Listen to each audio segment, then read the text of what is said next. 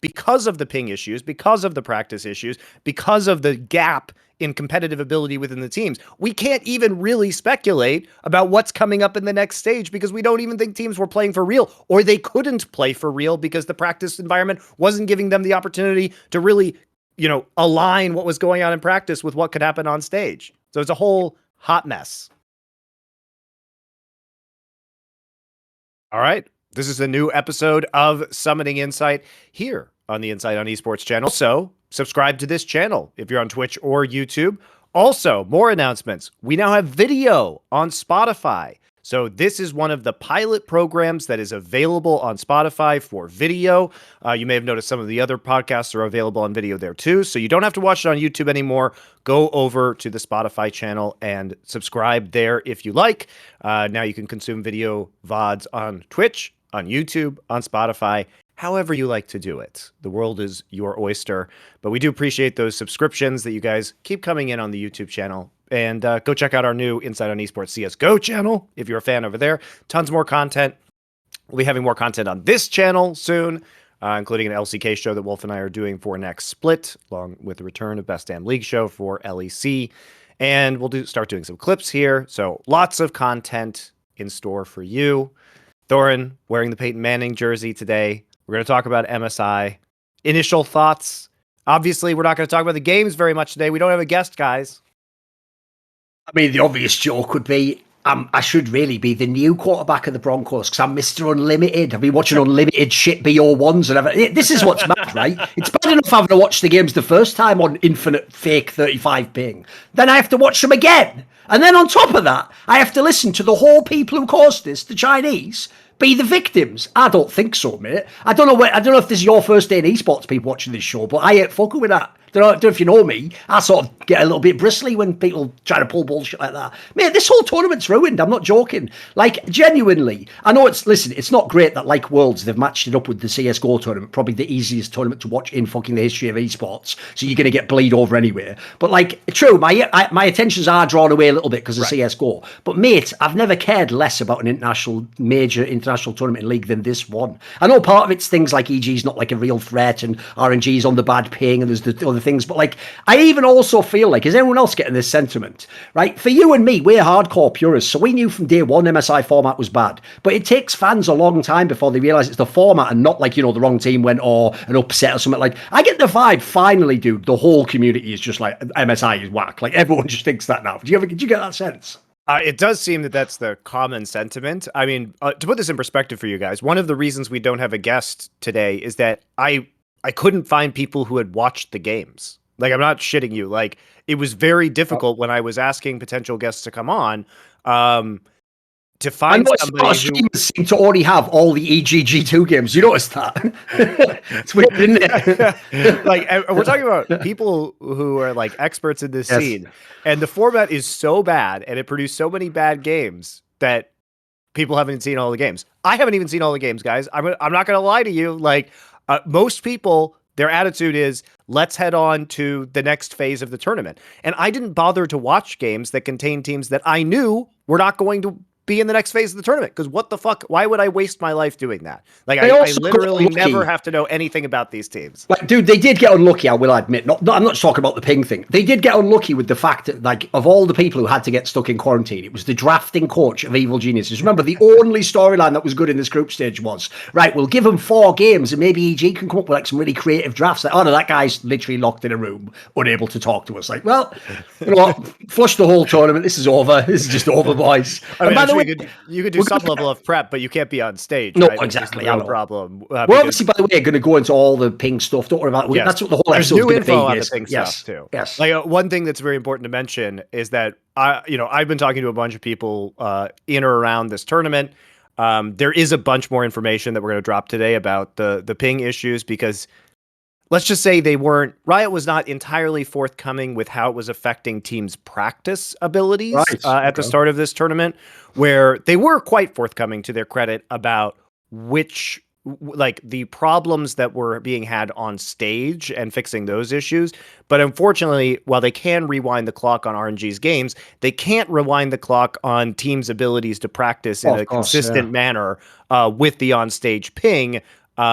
in the weeks coming up to this tournament, and indeed until like halfway through this stage.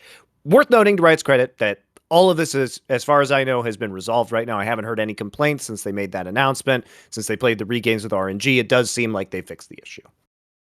Also, another thing I found a bit weird, right? Because no one mentions this, Monty, is like people in their brain are doing that thing where they're acting like this tournament's in America and they're like, oh, and then when they practice and scrim each other, it's like, dude, they're in Korea. Like, in theory, why wouldn't I just play the other Korean teams on zero ping and for my practice? Even if it's not going to get the ping practice, but it's going to get better practice. You know, I wonder why, because surely that must be laid behind what's going on at the tournament as well. I mean, teams have been practicing against Korean and Chinese teams, like just from my conversations with them about like, everything that's been going on behind the scenes. They've told me like, oh, we're practicing against all these other local teams as well. But they really do want the ping practice because it affects the picks. And we're going to go into all this like in depth as well, because, it's a really, really big deal. And probably a lot of, it's difficult to even discuss the meta because the meta was warped by the inability to practice on this ping in a consistent manner. And then also the picks themselves are probably somewhat being warped by the ping. And then the meta itself, also, we probably don't even know what the meta is because of those other two reasons, but also because T1 and RNG are probably not playing real picks. Right. Oh, yes, of course. Yes. Or, they're really trying to hide what they're doing. So I imagine like their priority, they're not showing their hand. So their priority is probably going to be very different for the next stage of the tournament. They may have some champion selections that are going to be coming out that were not shown before. It's all kind of a shell game right now. So that's why even talking about the next stage of the tournament, based on the available games that we have, I think we can draw some broad conclusions and talk about how some of the past couple of patches have affected the meta. But on the whole, I think it's really, really hard to forecast what is going to happen in the next phase of this tournament, except for maybe like what we're seeing from G2 and EG a little bit. By the way, just because this is a moment of hilarity, it's not really like a serious point, but when Riot put up the statement about the whole ping problem that they were having or whatever, you notice within that they put this line where I know what they mean by this, where they said that, like playtesters had tested it, but then that when the players like played on it, they found it was like totally terrible and not at all like that. Right? I know Riot, Monty, means by that, like they're trying to cover their ass, like, no, we tested it. But that to me just sounds like, so your playtesters don't even know what ping feels like. What? Like, I took that totally differently. Am I the only one? Because I just thought like, then you didn't test it then, did you? Either you tested it or you didn't. Does it feel good or not? Because apparently that was an element of it, right? Is that we've all made this complaint about like 35 ping, but it sounds like, again, the number isn't the problem, is it? It's what it feels like. So it sounds like it feels way laggier, right? Yeah, but I think the problem, Thorin, is that in order to test it, you would have to be on stage at the arena. Right. And I think that I would still do that personally, but I know bloody esports tournaments never do that. If people don't know, like I was at a CS:GO major last year where they didn't even test the fucking sound before they'd start the event. They were just in the stadium with no crowd sound. That's mad, isn't it? And the reason why, Monty, is brilliant because they did it with like an empty crowd and they were like, "Oh, it sounds fine to me." It's like there's not 10,000 people in there, you moron. Like, right. It affects the audio mix that's going into the stream very heavily. All right. Well, in any case, like. Maybe they do have a network engineer on site. Like they probably do. I guess if they flew, they have a local server. So I guess we get to calculate all the numbers. It's his shit. It's sort of his shit, isn't it? But if they've been doing it remotely with a network engineer and then having somebody else test it on site, it may not be quite as obvious, right? So it's really difficult to know what they're doing. I don't have details about who's on site for the networking issues, who's off site. But let's get into it first. So. To describe how Riot runs events, because we have to kind of go through this methodically, and I don't think anybody has really discussed how the infrastructure of these events happens, because it's very specific. So what happens is Riot always has a server at the venue. Like a physical server, you mean? A physical server. Yes. And the thing about these physical servers is that because they contain a separate instance of the game, they are extremely valuable because it contains all the code of the game. And so these servers have to be in locked rooms that are guarded 24/7 with security, because if one of these servers were to disappear, basically you could create a clone of League of Legends at the game and it would be out in the wild forever. People make it good. People could modify it. It might be good. It might be really good. That's the major threat, I believe. Right. And it would be like, basically it would be impossible. It'd be like opening Pandora's box. Like you can't put it back in Exactly. once it's out. So they are obviously like very concerned with the security of these servers. But there is an on-site server at these major tournaments. I even suspect, by the way, that's probably why there's less cheating in League of Legends, because you just don't have like the servers to test it all in the same way, like you can't get the background stuff. So it probably is actually part of, like, look, as much as there's plenty of downsides to that approach, but there's a couple of upsides. Yeah, and this is also true mostly for the domestic leagues as well. It was not true at OGN. So, for example, because OGN was a separate company and they would connect to the Tournament Realm, which was a server in Seoul, but because it's in the same city, literally, like the ping was, minor. So they may actually at the current LCK arena have a local server that they use because it's now a Riot owned facility, which means that they have, total control over these very valuable servers. That is true, I believe. They obviously at Riot HQ is across the street from the LCS studio. Berlin, I'm sure they have some sort of local server. Etc. So that's how this works. Now, in Korea, there is also a separate tournament realm. And actually, in all the regions, there are separate tournament realms that the players can access remotely. You have to have a special account. You have to download a special client. And these servers are typically used for scrims. So when the teams are running these scrims, it's how they scrim in LA with very low ping. I would imagine like the Champions Queue is probably on that server, a very similar server. And in Korea, all the teams use these for scrims, and they may still use them for the stage games. I'm not sure if there is a local server. Might just be redundant, like I said, considering it's also in Seoul. So when teams go to Korea, when foreign teams go to Korea to boot camp, they are typically given scrim accounts on the tournament realm by Riot. Okay. Which is the famous reason, if you remember, why Monty's team got like semi-fucking banned for like a week when they went in 2014. We did share accounts, but it was because Riot was being a dick and not giving us the No, but the point I'm making is, again, what I want people to understand here is, it's not, they take an incredible amount of security on how this all works. Like, essentially, you can't access the server if you're not with them. You can't get into the tournament realm if you're not. Like, there's reasons they're doing this. They're trying to keep people from getting in. Yeah, of course. Yeah, and they were mad at us because we ditched the LCS, so they didn't want to give us tournament realm accounts. So we did some sharing, and then the players got banned from OGN, which was hilarious. Anyway, for like 2 years or something mental. Even though, obviously they were never going to play it. And like, I love those Korean bans, though. I love them. To Riot's credit, like they could have done a lot more, they gave us symbolic punishment because it was outrageous. But anyway, that's neither here nor there. But that is a good point. Yes, so there are tournament realms accounts that the players have. So what this means is that when these teams are in Korea for MSI, there are 3 different ways that they're playing the game, okay? So there's the stage, right, which is supposedly has the artificial ping that is supposed to match the ping of RNG and or get them at both at approximately 35, right? And this technology, by the way, guys, has been used in other tournaments successfully. Overwatch League actually used it very well. Last year, they didn't have many or any issues. I can't recall any issues off the top of my head when they were creating artificial ping between the West Coast of the US and Asia to try and make sure those games were fair. So this tech is not uncommon in esports. It was a common solution during the pandemic to make matches more fair for everybody involved.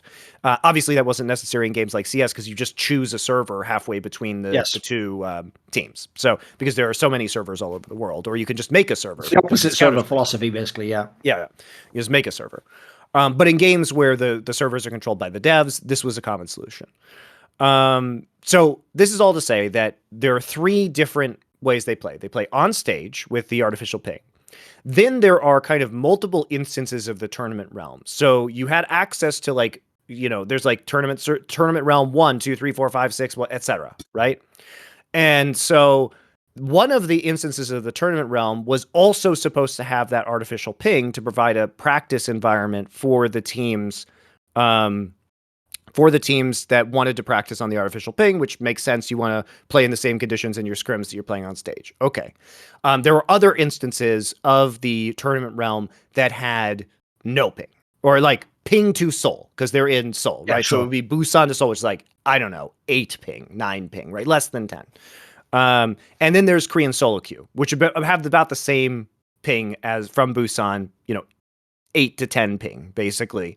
And so the players could practice on that. Now, obviously, you can't create artificial ping when you're trying to practice in solo queue, but the idea was that they would have some level of control over the scrim environment where they could practice under slightly higher ping conditions. Now, what ended up happening were there were several issues here. One of the issues was obviously the stage issue, which has been well documented, which is that the ping was higher than 35. The in-game numbers of ping that you often see in the top corner of the screen were showing the value they were showing was not the real ping value. It wasn't reflective of the artificial latency. The game wasn't displaying that. I don't think it was intended to display that, but it was, it wasn't an indicator of what the actual ping was. They eventually figured out that the latency tool was operating incorrectly, and therefore they had to do the RNG regame matches, which we will sidebar that for the moment and talk about in a little bit. This took a few days is the point, because they'd already played out a bunch of the games, yeah. Right. And all the players, all the teams, had the same complaints. You saw them publicly. I heard them privately, that it feels like it's about the same, like 60 to 70 ping was basically the way, Monty, think about this. Imagine I said to you, we're going to hold a LAN tournament where, because, look, I can't say why. I mean, I could on this show, but I'm a bit acting like I'm right there. I can't say why, but we're going to have to give everyone artificial ping so that the Chinese can stay home and play this LAN tournament, right? In that scenario, the premise I've created is I'm going to actually make the conditions worse for the other teams to make it fair. Now, if there's one thing that would be my number one rule in that meeting, I would say this. Under no circumstances can it ever arrive at a situation where the Chinese have an advantage because we fucked up the artificial ping. That won't make any sense because they're not even supposed to be here. That is exactly what it appears Riot managed to do, which is like, look, certainly that we know the way that certain Chinese teams complain is it's a bit sort of hysterical, but I sort of like, I do think this is a bit of a clown show the way this has turned out. It's like, how did it take so long to figure this out? It was the worst possible outcome. Right? It is, because if RNG had additional ping, it also would not have resulted in regames because RNG would have gotten the option to play the games again, and they won them all. So why would they end the story? No problem. So yes, it was actually the worst possible outcome, and we'll get into that. But yes, I think that's a very salient point. So what happened is, there was this onstage issue. Now, here's the information that you guys don't know. There were offstage issues as well with some of the tournament realms. So the server that was supposed to be on artificial ping that they could scrim on was extremely inconsistent.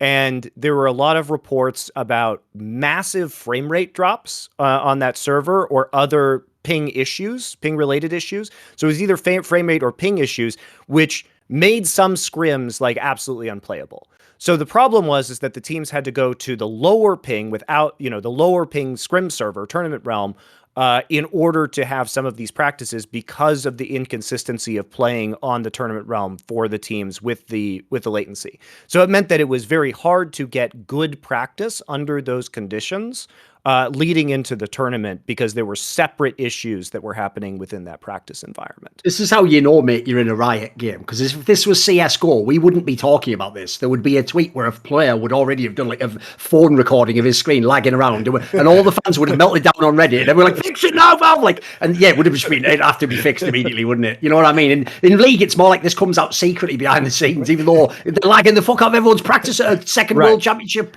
So basically, the teams had a choice of spiky, I would say spiky, lag and frame rate issues within the latency scrim environment, or playing on what was effectively a lower ping so that you weren't getting the same conditions.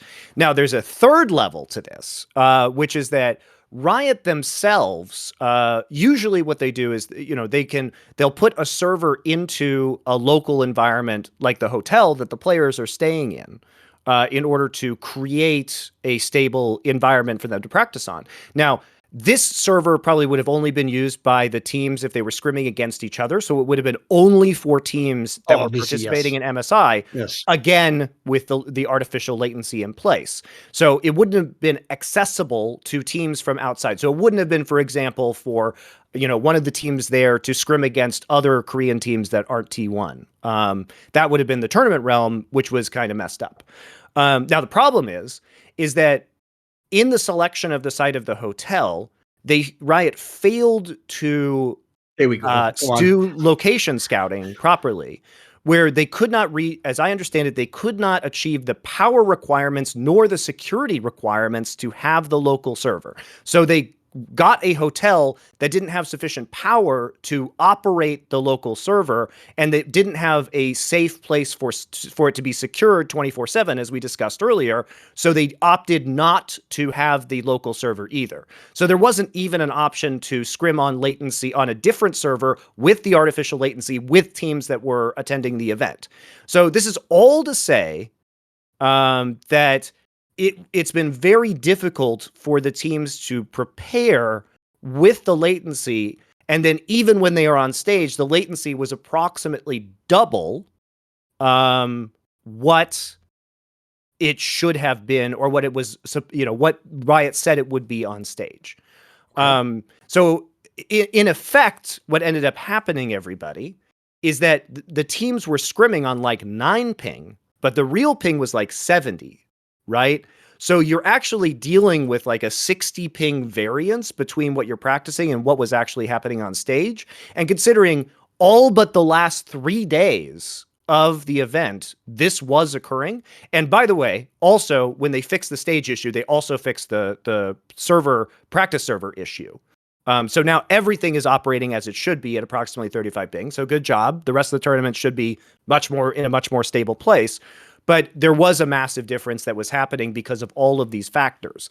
And it is, by the way, when you are running an esports tournament, especially during the time of COVID, as somebody who has literally done this myself, it's very important to make sure that the site has the proper specifications in order to handle this, because you have different requirements. Thorin and I did a flashpoint in a hotel in London where we had on-site servers, had to do a new on-site network to all of the rooms for high-speed internet.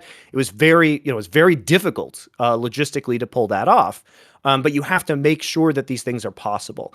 And while I don't think not having the on-site server is that big of a deal, because again, it's like, it's 9 ping to the tournament realm, and it would only have been for on-site teams anyway. The fact that that wasn't an option because they didn't, select the location properly made it so that there wasn't any way to practice with this latency when it was messing up on the remote server. I've got a question for you, right? Obviously, a fan won't know this, but I do, which is that one of the reasons Riot can sometimes years in advance announce where Worlds is going to be is because, spoiler, we're at the point now where this is no longer like a LAN in a fucking garage in an industrial warehouse. That we're renting out arenas and stadiums, so it means those aren't just available. You can't ring them up like, oh, can I have it next weekend, that massive stadium? Like, they're booked out for gigs and stuff. So basically, what I want to know is this: do you think that the hotel issue potentially came because they didn't know this was a concern and they already were like looking into it? Because remember, people are going to think, well, Riot's from America. Okay. No, they have Riot Korea. They have a person that could have just been there the whole time scouting locations. So what do you think it was? Do you think the China thing came too late and it sort of like scuffed their plans? Or do you think they just didn't think of the contingency angle and just thought it would work out if they hired the players? What do you think? No, I think that you always plan to have an on-site practice server. So let's, just as a thought exercise, it's less of a big deal because it's Korea, and Korea is a very small country. And so then you only have 9, like the worst case scenario, right, is like 9 ping to the other server. So it's kind of whatever, honestly. But let's say for Worlds in America, they're playing the play-ins in Mexico City. They are going to have a scrim server on site in Mexico City, because you're not going to do it from Mexico City to Los Angeles or from New York to Los Angeles, where the usual scrim server is for the pro players. So they will have to have local servers for practice at Worlds, right? So I would assume that it's standard practice for them to have a local server wherever. It just wasn't a big deal to get a big deal. It ended up kind of being a big deal, but in theory, it wasn't a big deal to get rid of it in this particular circumstance because of the proximity to the normal tournament realm. So my guess is that this was a mistake made by Riot Korea on a standard practice because they would have been the ones probably locally scouting the hotel location on behalf of Riot. But I mean, this is the same Riot Korea that didn't properly plan to have, you know, teams out for the pandemic. They made no plans to have teams playing remotely if they had COVID. So I am highly skeptical, let's say, of Riot Korea's ability to account for variables because they've already shown this year that they are woefully inadequate at doing that. Sounds like they're not too proactive into putting contingencies in place, basically, or figure out what could go wrong, basically. Yeah. They're not. By the way, spoiler, this is one of the reasons this show, as long as we want to do it, will always exist and will always have an audience. Because guess what? It's only going to get worse, guys, because the LPL is the shit now. You are going to see that the Emperor has no clothes, but all the people who work in the fucking Riot side of the industry have to tell you the Emperor's clothes are beautiful and they are wonderful. And every LPL caster must apologize for every time they dared to defy the great country of China and the brilliant... Like, it's a fucking joke. Like, this is the only place where we can actually just tell you what's going on. Because guess what? We don't work at Riot, and there's no fucking Chinese person coming bonkers on the head, is there? So no problem. Don't worry about it. And this is the only place you're going to get that information. And you know what? All the people come to us with that information because they want it out there. This is the only place it can come out, guys. Yes. You wouldn't believe the number of messages I get. Right? And it's a really big issue, and it was frustrating for the teams. Very frustrating, for the people who were at this event. Because some people were saying like this is probably like the least well-run Riot event that they've ever participated in. Mate, here's the thing people haven't thought about yet. We've actually gotten lucky with the way that, because the structure's shit to the tournament. Like you're saying, RNG won the games anyway. So like they were going to win them again the second time. The groups were a fucking joke. Think if this was like Worlds and these were the real group stages, there'd already be like blood in the streets, dude, over the war of like, and then imagine this. Here's what people haven't thought about yet. Here's the A-bomb that hasn't gone off yet, but it's going to be dropped in the final. If for some reason T1 loses this tournament, the fucking internet will melt down. I'm telling you right now. It will even potentially cause like a minor fucking political incident, in my opinion. Like, because here's the thing. I'll tell you right now, the Koreans will not hold back. You saw all the shit with Faker and all the people on the streams, on the solo queue and stuff like that. They will say stuff publicly, Monty. If they lose and they think this is a factor, I guarantee they're going to find some way to say it, Yeah. But it's like I said, it also for the minor regions, if the point of the minor regions is to come over here, show some games, get some practice. Like they didn't even get practice really, in the environment that they were going to be playing in. I guess the irony is that they might have gotten better practice because they were playing on lower ping, which will be more similar to their experiences within their local regions. So, maybe it'll work out for them in the end. But I think basically half of this group stage, if not the whole group stage, because remember the games are all played back, there's no breaks in the days. Yes, teams had, a day off after the first 3 days, except for one team which played immediately the next day, right? So those teams that played on the first day for the second round robin basically never had a practice environment that was stable with the conditions that Riot set. Just really sad. Also, my joke that, cause in theory, if you're in Europe, you usually play on like 35 ping. Apparently, that does work. It's just like playing solo queue. He's just smurfing on everyone. He's just in solo queue right now. He's doing whatever he wants, isn't he? Exactly. See, that's the thing. You've actually activated his power level, because if it was Faker, he needs it to be the 9 or the 0 ping. If it's Caps, he's like 35 ping Silas. This is my office. Let's go to work. Exactly. I'll 1v3 all you bitches. All right. So we have to get into some other complaints here, because I think we've got some, before we talk about the games. Okay. The few games that were worth watching and getting into some team analysis and what might happen in the next stage of the tournament. We do have to talk about the rematches from that Riot put on RNG. And then we also have to talk about the format and why it's bad, because we do need a lengthy diatribe explaining in detail about why this format is so terrible. And why it needs to be changed. So first off, let's get your thoughts about the RNG rematch and what was the fair thing to do in this situation. Because I think it was a really good ruling. Yeah, I actually think it had to happen. Like, here's the problem. Anytime Like, this is the flaw that people will never get their head around in tournaments when there's a problem, Monty. I've noticed this.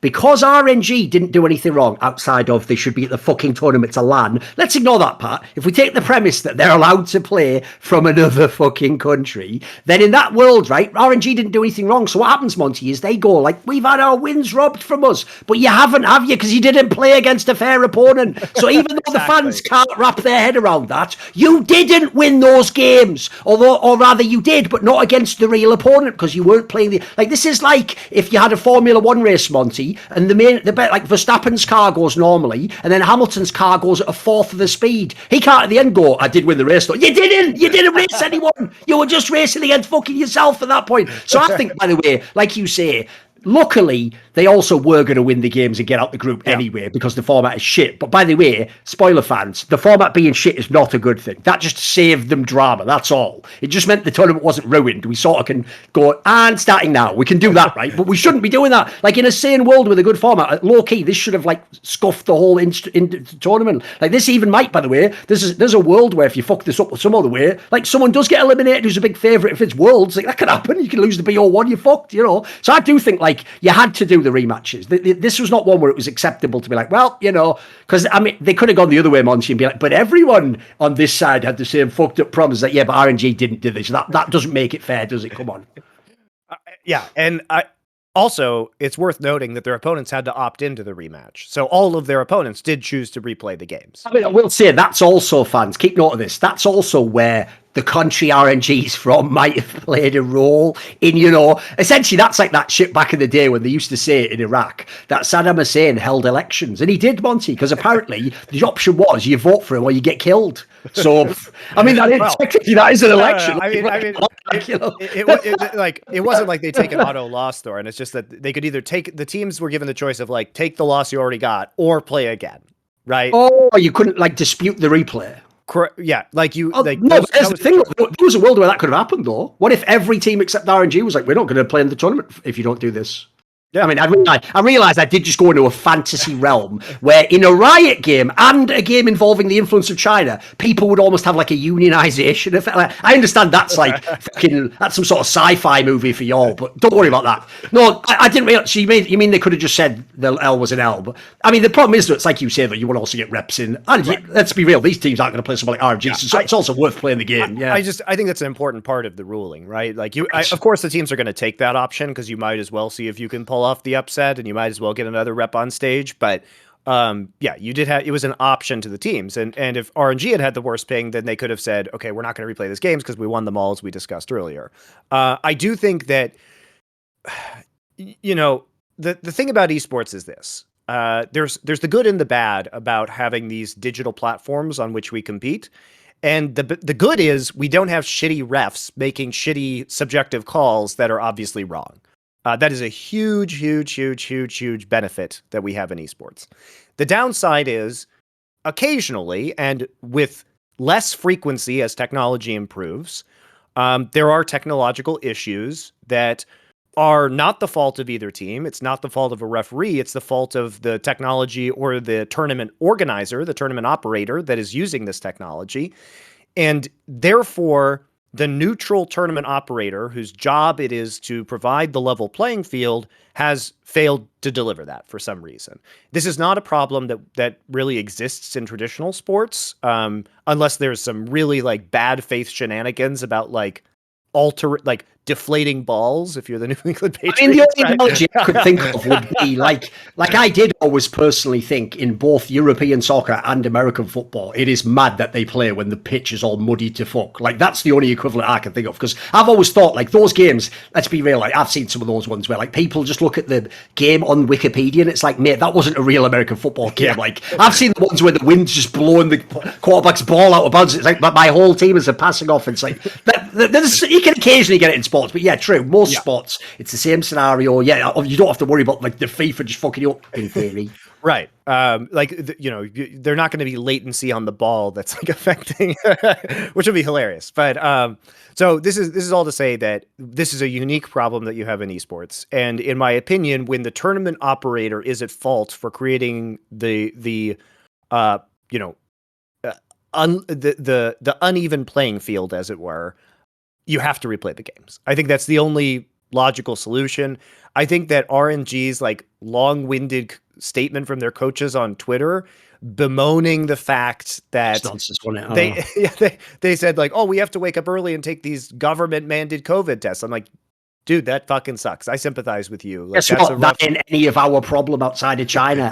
You know what your problem is with that? And careful how you phrase this, boys. It's with China, isn't it? Your country. It's not actually our problem, is it? It's fucking brilliant not living in China. But just because they are suffering hardships that have nothing to do with the tournament does not mean that it can't be Riot's fault. No. Yeah, they shouldn't replay these matches. And also, what was so gross about what the RNG coaches said was that they didn't even acknowledge the fact that their opponents were playing on higher ping. They were playing in worse conditions. They made it sound like they were just going screwed over. Completely. Yeah. RNG's like, we're the victims here. I'm like, are you? I feel like your opponents are the victims. Right? You're only the victim in the sense that you got tricked. Admittedly, you did get tricked into thinking you won the games. That's true. But beyond that, like, the person being the most fucked over is, by definition, the person on super high ping when they're at the fucking venue, mate. And the other thing I would also say as well along those lines, by the way, is like, when you have this kind of a scenario take place, I also do feel like generally, if there is physically time and logistically it is possible, the best decision always to a real dispute where there is no clear answer is to have replay the game, always. Yes. Unless it's really like, I did win 95% at the end when I'm up.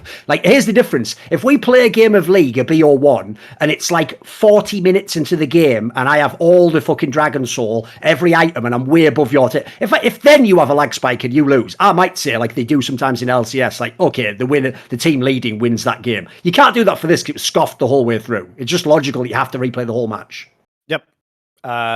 So yeah, I think this is 100% the right call from Riot, given the circumstances. I don't really think there was another acceptable decision. Not replaying the games would have been even more bias in favor of China. Asterisks on the matches, wouldn't it? And it's already got one anyway, but put an even bigger one, wouldn't it?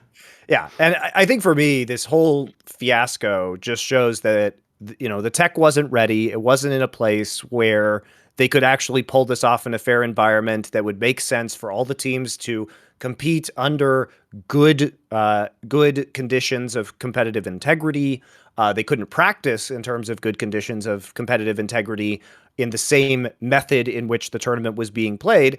And frankly, this tournament should either have been canceled if China can't attend, or RNG should not have been allowed to attend, or RNG should have had to play on ping and no one else should have had to play on ping. I think those are the obvious three options, yeah. Yeah. And I'll also say as well, this is why we started out by just explaining that they take a physical server and bring it. This is the downside of having that approach to your game, unfortunately. Yes, it allows more security and you can control who accesses it. And by the way, if you're Riot, the best part is no one can run unofficial tournaments. They can't just like actually do it without your permission. But the problem is this, boys. If this was CSGO, because by the way, Valorant has the same problem. They even had their problem that last chance qualifier last year. If it's CSGO where anyone can generate a server, right, mate, someone like ESL would have had like a nerd German guy fix that problem within 2 hours, mate. They would have found a different way to generate a different server and put it in a different, and it would have just been fixed because you just have that tech over there. So unfortunately, what I'm going to say is this. Much like a lot of these situations, once Riot was in the situation, they could only react and do what they could do. But they did essentially, like, they created this situation. They did somewhat make this bed for themselves, and now they do have to lie in it to some degree.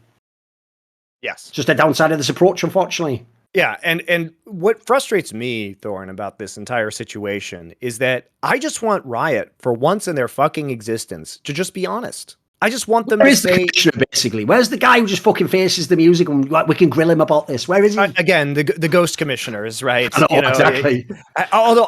Again, to Riot's credit, all the posts that they've made have had people's names on them, which is a huge step forward. Like when they've made these official announcements on the LoL Esports site, it literally says the person's name and their position and their statement. So that's great. We finally have people making real decisions and explanations that are tied to them as human beings. Just put the LP underneath the name. That's a joke, obviously. It's just a joke, fans. So but maybe do. So the problem here is that we all know what the truth of this is, which is that Riot is a company that is 100% owned by Tencent.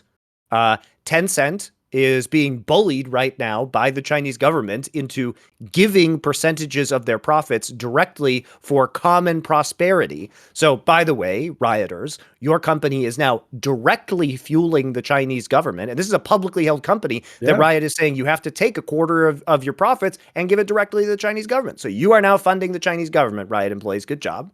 You can look this up. Google common prosperity Tencent. There you go. You can't ever let Dom appear on the LCS because that would be offensive. So just checking where the standards are, the scales, the old Anubis scales again. They're always fucked, those Anubis scales, aren't they? They used to look pretty even in the fucking Egyptian drawings, but the Riot ones never are noticed, you know. That could even be the name, by the way, of a douchebag Riot, like Riot Anubis. Like, I think it's all fine, personally. Like, I'll make a character. Maybe I'll be back on the next episode. It's also Nasus. They already have Riot Anubis. There you go, exactly. They stole the character, exactly.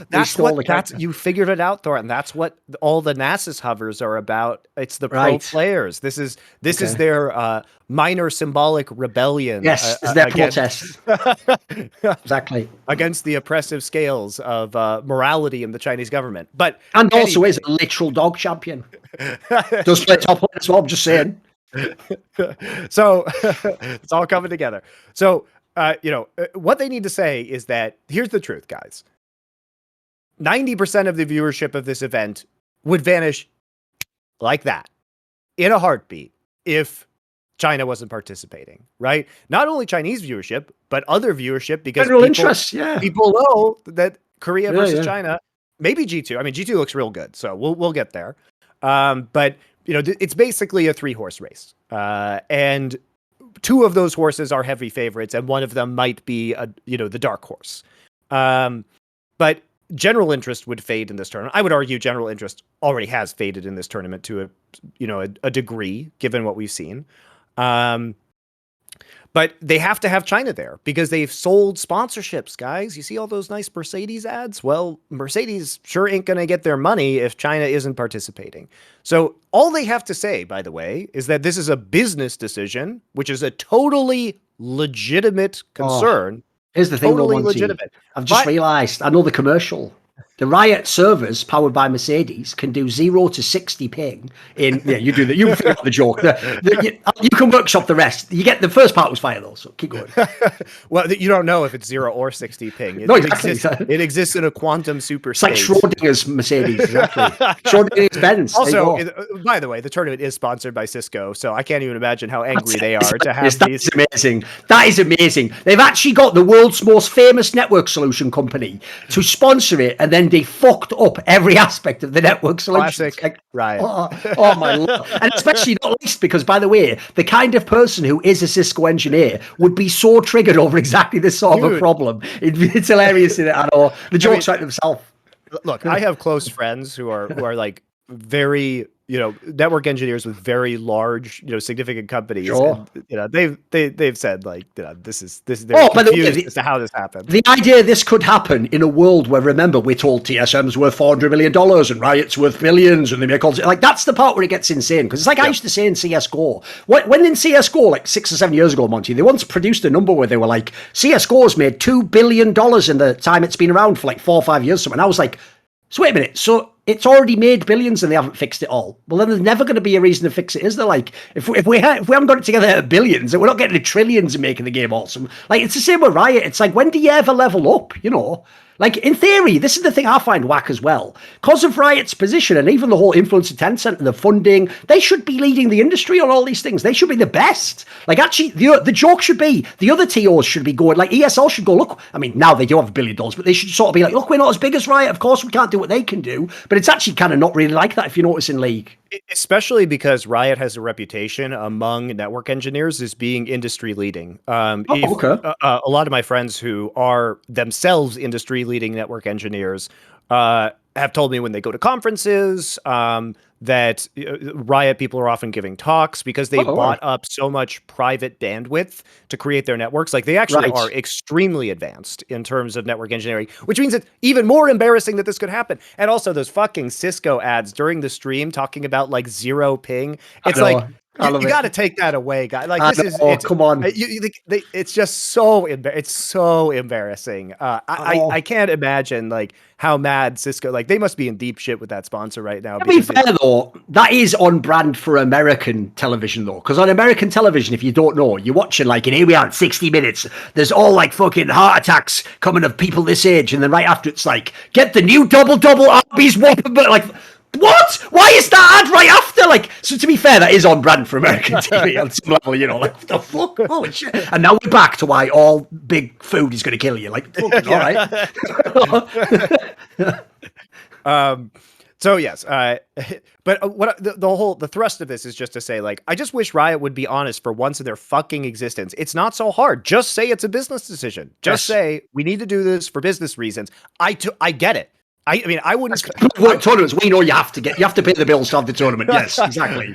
But absolutely. Why they won't do that is because it exposes the fact that this is not a sport; it's a marketing exercise. Which is what I always say: is that League of Legends is a marketing exercise. It's not a sport or an esport. Actually, political with the shit that's going on with this tournament. You think about it, that's even impinging on the sport aspect. Politics, for fuck's sake. Yes. Yeah, exactly. And I understand that they have to have the Chinese team there. It's totally valid to say that you have to. You just have to. The same decision. Everybody knows in their heart of hearts that if PSG Talon had been in lockdown in Taiwan, that there's no way they would be participating in this tournament. The only teams that could have participated under these conditions were T1 and RNG. That's it. Those are the only teams that would have been given a concession. We all know that's true. Even if Europe or NA couldn't make it, the tournament would have gone forward because those are the largest markets in terms of viewership. And those are the markets that will also draw viewership from foreign viewers at the same time. Now, we can say, okay, well, what has viewership been like? Well, viewership capped out at about 800,000 peak concurrent viewers within the group stage. According to ES charts, it's actually pretty whack if you don't know, because in CSGO we already had a match that was over 1 million and we're not in the playoffs yet. Right. And also, you know, smaller games, not all China watching CSGO, you know. Yeah, and this doesn't include the Chinese streams. Oh, right. Apologies then. Okay, fair enough. Yeah, this is just the Western streams, right? Western and Korean. And basically everything but China. Technically, no one ever actually does know the Chinese numbers, as far as I know. You just also like the Chinese numbers are always lies. Like, yes, you know, sure. So maybe Riot gets real sure numbers. That there's not that much interest though, all the same, because you'd think with Korea and America and that still should be good. That should be over 1 mil, sure. Yeah. What were past tournaments? Do you know what was like baseline for past ones? Well, let me tell you. They're on ES Charts right now, which probably is the best site in terms of viewership tracking, because they also track co-streamers, everything like that. They won't track watch parties for this one, but that's still a very small minority of the viewership. But for Valorant, obviously, that's very important, where 70+% of the viewership comes off of the co-streams. But as of right now, according to ES Charts, they have a news post that was released today. It was released today that says that over 6 game days, the tournament matches had 17.3 million hours watched and the average concurrent audience of 440,000. Both metrics turned out to be 37% lower than MSI 2021. So almost a 40% drop in hours watched and concurrent viewers, which are the two most important metrics.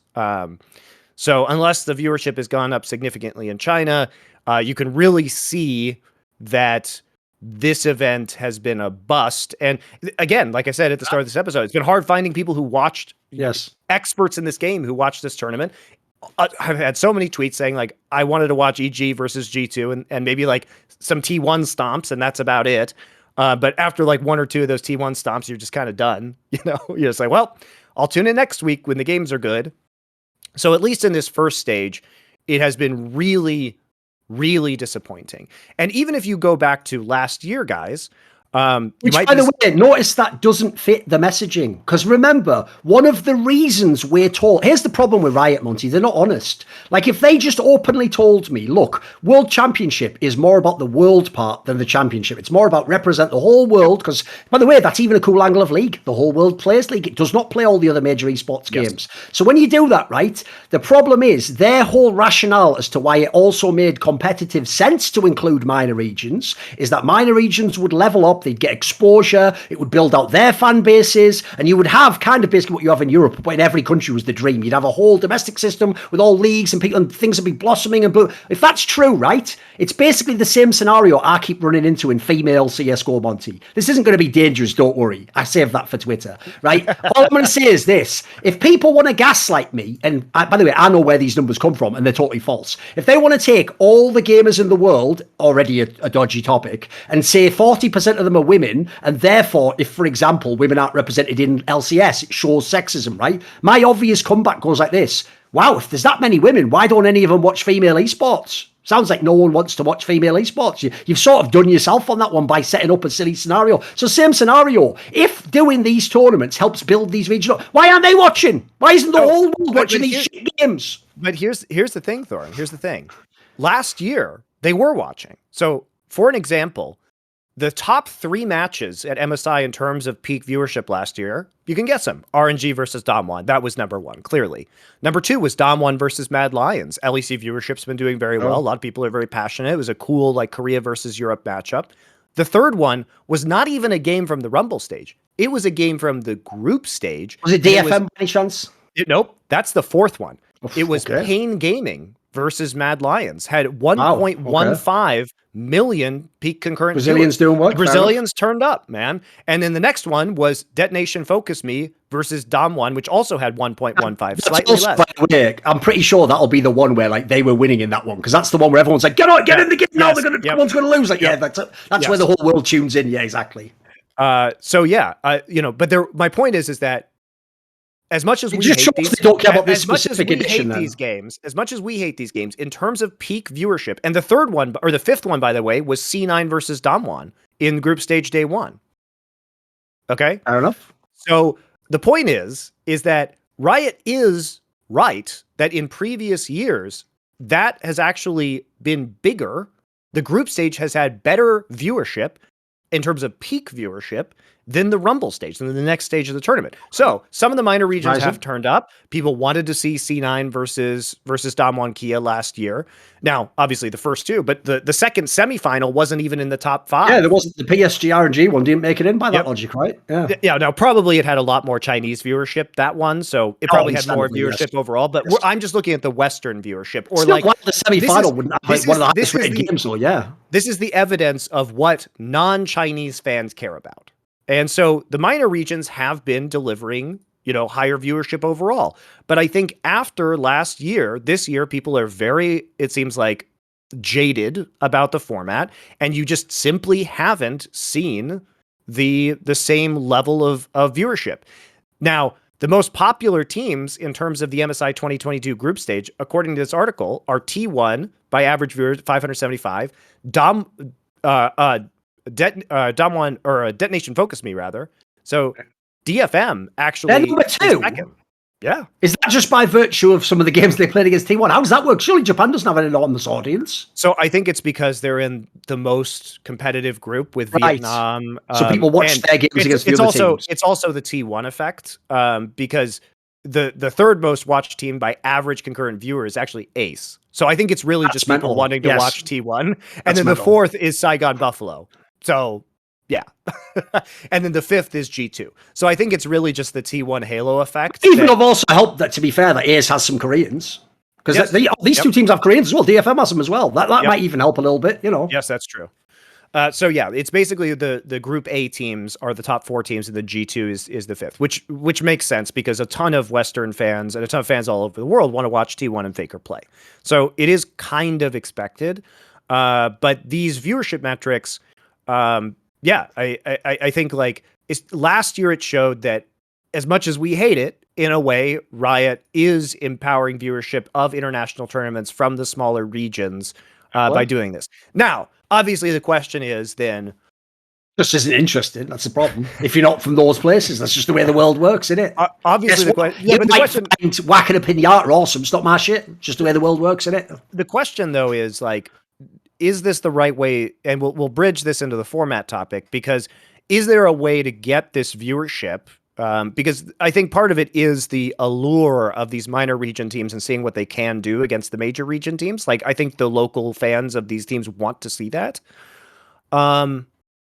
but I'm not sure. I'm not sure that this is the best way to facilitate that. I would rather have like what you have with the Worlds play-in, where like the best of those teams then get to show off against the kind of better the seeds from the better regions, if you know what I mean. Means the first matches are going to be more even, like the play-in, because that's what happens in the play-in, isn't it? Like, aside from the only problem in the play-in is because you have a team from Korea and China going as well. They wouldn't be in this phase, is what Monty's talking about. Obviously, you would separate them out. And so instead, think about this. You're right, Monty. Basically, let's imagine a world where I'm not sure how you'd make the line. So let's just be really generous to LCS and say, I'll just make the line. LCK and LPL are the ones that get to skip. I won't make Europe skip and do the whole EU over NA thing, right? So let's imagine G2 and EG are in a plane against all these other teams, right? Yes, we now know G2 would have stomped everyone. But actually, EG and all those other games, those would be close games, or they'd be interesting games, or they'd have like they'd even be the factor. Like, I'll give you an example. When we were doing our predictions, like, it actually turned out the Turkish team did lose to the Brazilian team. You know, there would have been way more parity in the games. Yeah. And then obviously you can just do the really good part of the tournament later. Like, to me, another reason why you need to get rid of. Here's the problem with this tournament. If I'm running the tournament, it will only begin at the Rumble stage. If they're running the tournament, it has to have the playing angle, right? Let's not just marry the two together. Have some sort of a playing angle, and certain teams get out, and then just have a massive double elim bracket. Instead of a rumble. And this is the same thing that we talked about coming into this event about what would be more exciting is just having a massive bracket, right? Wouldn't that be so cool? They could meet twice. Oh, it's so awesome. Right. And because I feel like the most it's hard to argue because T1's matches were so popularly watched. Like, they were the most on average, like they had the most highest average concurrent viewers of all the matches. So like, clearly people want to see T1 play no matter what team they're playing against. I mean, this scenario, they play more games in the playoffs than Monty, so that would even out. Right. But I think the main issue with this format for me is that we don't have answers to questions that I would really like, such as what happens when DFM meets Red Canids, right? Which looked like probably the two best teams that didn't make it. And like, I would genuinely like to see be a low bracket match, a best of 5 between these two teams. Exactly. I would like to see that. Yes. So the problem is like, yes, with this format, you do get like kind of a mid-tier team against good teams and then a bad team, but you never get to see like the mid-tier teams against other kind of mid-tier teams. You could argue that Saigon Buffalo and DFM are approximately the same. I think DFM should have won the second game that those two teams played. They threw it, but I think like those to me are the most interesting matches that I would like to not see in a best of 1, but a best of 5. And that way you could have do it TI style, dude. You could have just had the teams that didn't get in the top placings be in the lower bracket and then play the game you want. But I think that's the argument against what you said earlier. You're right. Apparently, if you look at the numbers, they did get viewership up from those minor regions. But here's the problem, Monty. You also just told me if T1 plays anyone, it gets all the viewers. Guess what? I would like T1 to play 10 times in a fucking playoff, not once. Like, that doesn't logically, that doesn't make sense, Riot. If you could recreate that 8 times, why do it twice? You know what I mean? Like, that's the part where it doesn't make sense. You've done it to this level, but you could blow the roof off. I do think you need to give all of the teams like a second life and not do it TI style. Like I said, I wouldn't even have why do they not have a second life? Oh, because I would put them all in the upper bracket. Start with everybody in the upper bracket. Look, in the bracket, you don't get a second life, but you already played in the other stage. That was your first life, mate. You fucked up already. I would just not have a group stage. That's what I'm saying. I would just not have a group stage. I would just have a giant bracket, like a 16-team bracket or an 8-team bracket. I guess you could do like an 8-team upper bracket with 4 teams seated into the lower bracket. That would be another option.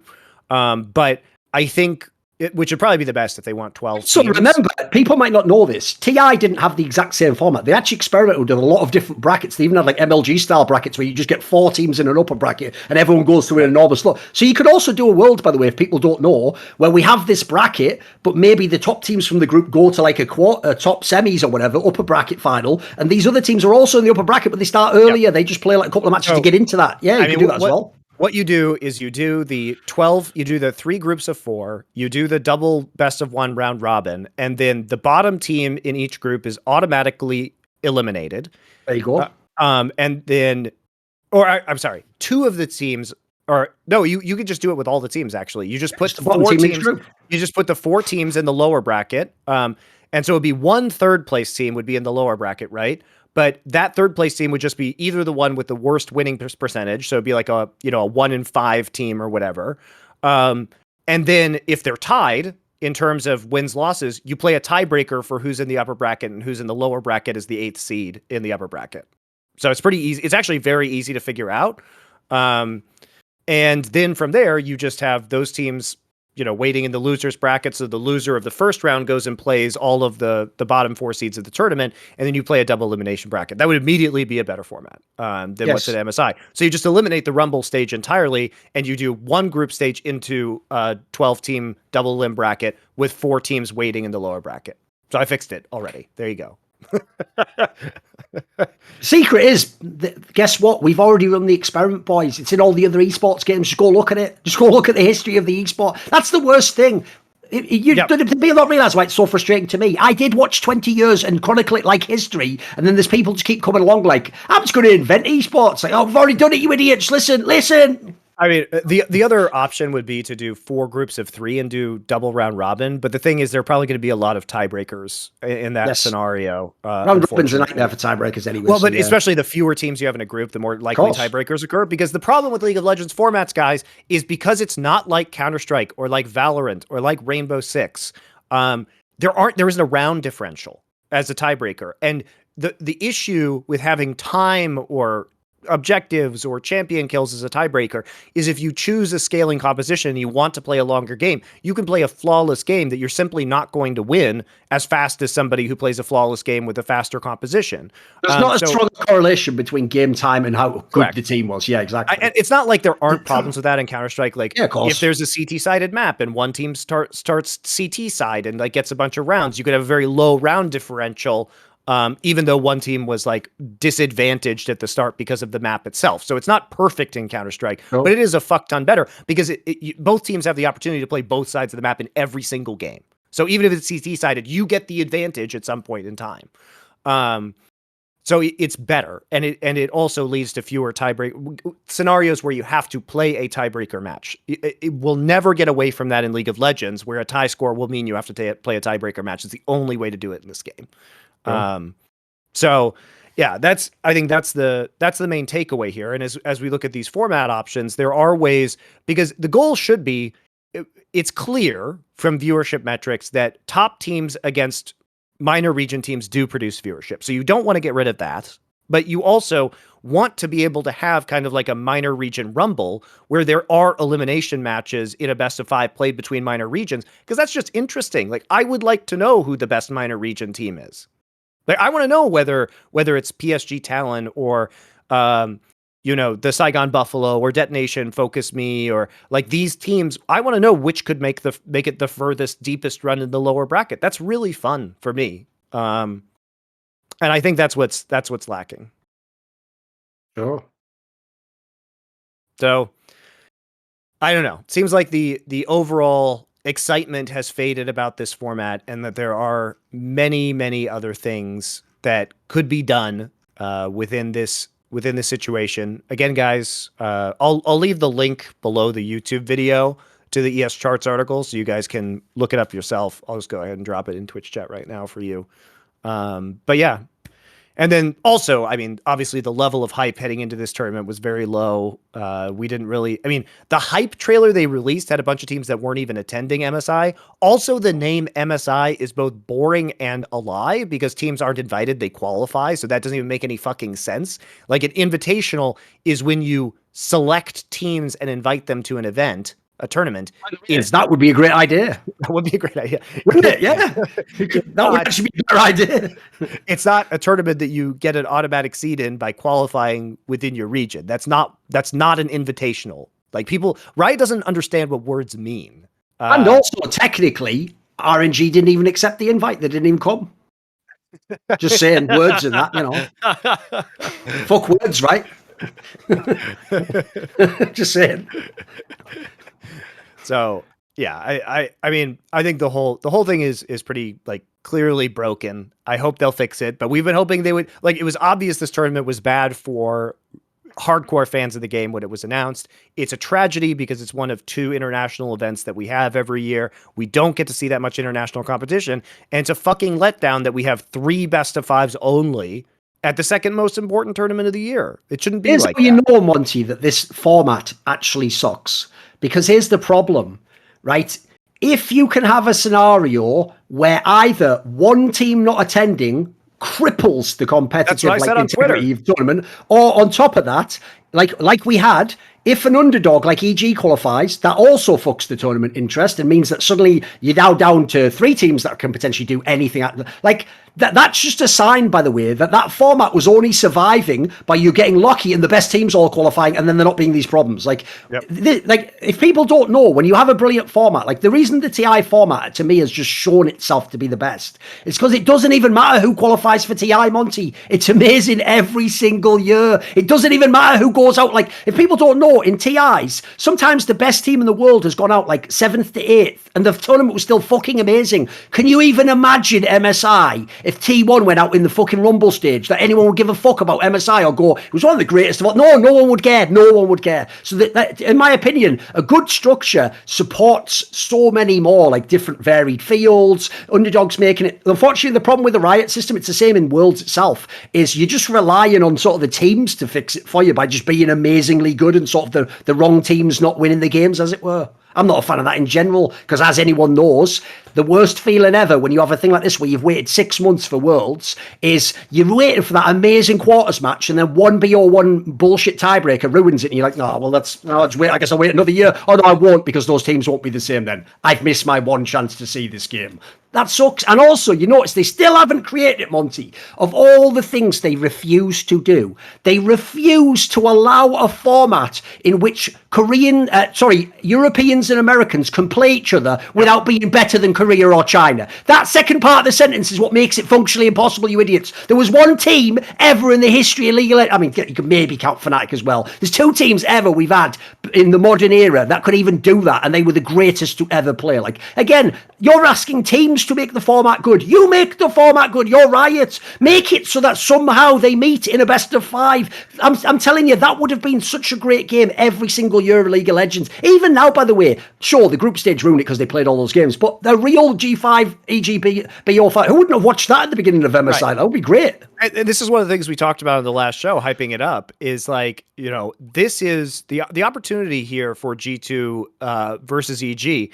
In a way, I liked the quad round robin because we got a proxy best of 5, except there was like days off or like a few hours off in the case of the last 2 games to make adjustments. So it was kind of like a best of 5, 4 games in this case, spread out over a number of days, which made for very interesting strategies and like ability to try new things and create set plays. And this was a cool opportunity to see NA versus EU, because as a reminder, guys, there has been one NA versus EU match in 3 years, in the last 3 years. There's been one best of 5 in 3 years. Do you know the reason why, Monty? Because not only did G2 beat fucking Fakers T1, but fucking Jensen had to beat Rookies World Championship IG for that game to take place. Spoiler, that's never going to happen again. That was a unicorn, boys. And then obviously as well, Monty, we get one, and it's the worst, by definition, the worst best of 5 probably in those 3 years among top teams. Because that was the record breaking, like, fucking speed run home or whatever for NA, wasn't it? That TL one. It was garbage. Yep. So guys, it is disappointing, and we could see more of these if they had a losers bracket, we would see more of them, and it would be really fun to watch these matches and really fun to talk about them. But we can't have nice things. So this is the closest we're going to get. It was disappointing. Well, if you're EG, it was kind of awesome to watch G2. I'm not going to lie. It gave me a lot of hope for them. Like there's a non-zero chance they can win this tournament, I would say. Yes, there is. And also, I want to say this as well. This is going to be controversial because, spoiler, I just say what I think, and if you don't think the same way to me, spoiler, you don't even have a brain that works the same as mine. You're not going to have the same thoughts. Just a little fucking margin note there. So here's what I'm going to say right now. Mate, G2, what was the streak that they're on now? It's 20? Yeah, they've won 20 BO1s, not BO1s, they've won 20 games of League in a row, right? Now, true, 4 were against Order, right? So of that 20, if you want, take 4 off, make it 16, but you can still do it 20, right? That means, though, remember, because it started in the playoffs, Monty, all the other games were against Fnatic twice, Rogue, fucking, who was the other one? Misfits, and then now they did EG, right? The NA champion, the number 1 NA team. These are all top teams, right? Here's the statement that people won't understand. In a very specific context, that's actually more impressive than T1's undefeated run in Korea, because theirs was series. Yep. Theirs was series. I'm not joking. This is what people won't understand when I make this statement, Monty. So whatever, I'll say it. If you actually did put T1 in the same scenario, you can't guarantee they would win 20 games in a row because it's League of Legends. Anyone can lose a BO1. Anyone. By the way, spoiler, even G2 Sorbus lost some of these games in the domestic region, obviously, and obviously they did lose some otherwise. Oh, I shouldn't have said flat twice. They lost the first one there, but you get my point. Yeah. But yes, obviously G2 struggled at the start of the LEC playoffs, but once they that is insane to win 20 games in a row, and especially this competition. That is nuts, actually. That is really impressive. I'm serious. Yeah, especially because it was the caliber of competition. It didn't happen in the regular season. It happened in the playoffs. It happened in best of series. Best of series, oftentimes you're trying to be experimental or like take a shot on some picks, knowing that you have a cushion of losses that you can kind of lean against if the worst comes to pass. And they haven't had any of that. And even nonsense games like the last game between EG and G2, which literally meant nothing. There was no incentive for them to win. They still won. So I want to wrap up the format talk, and then we'll have a conversation about the games and the teams. The format, as Thorin alluded to, is a point that I made on Twitter, which is that the format is fundamentally broken if the competitive integrity can be destroyed by one team. And in this case, and people will say, oh, it's not RNG's fault. It's when I say one team, I mean the seed guys. Yes. I mean, whoever represents that seed, because Korea and China, the number one in Korea and Chinese seeds have inordinate amounts of power because the tournament cannot happen without them, which means you have created a bad format. If the tournament is unwatchable without either of these two teams participating, then these teams can bend rules and competitive integrity to suit them. They can hold the event hostage, knowing that they are. If they did that, obviously hypothetically, but imagine if they did, it'd be crazy, wouldn't it? And I'm not saying that they are intentionally doing this. I'm not trying to accuse RNG of any malfeasance in this situation, but their scenario bends the world of competitive integrity in their favor. Right. You know what? We need to start actually leaning into memes, Monty. So now that we get a little bit of funding with our company, I'm going to do stuff like this is a joke, obviously. I'm going to actually, in true Korean tradition, I'm going to actually pay for a wreath to be delivered to the network engineers of Riot for this tournament. Just, thought I'd join in, get in the spirit, right? Why not? Yeah, the old Korean memes. I love that.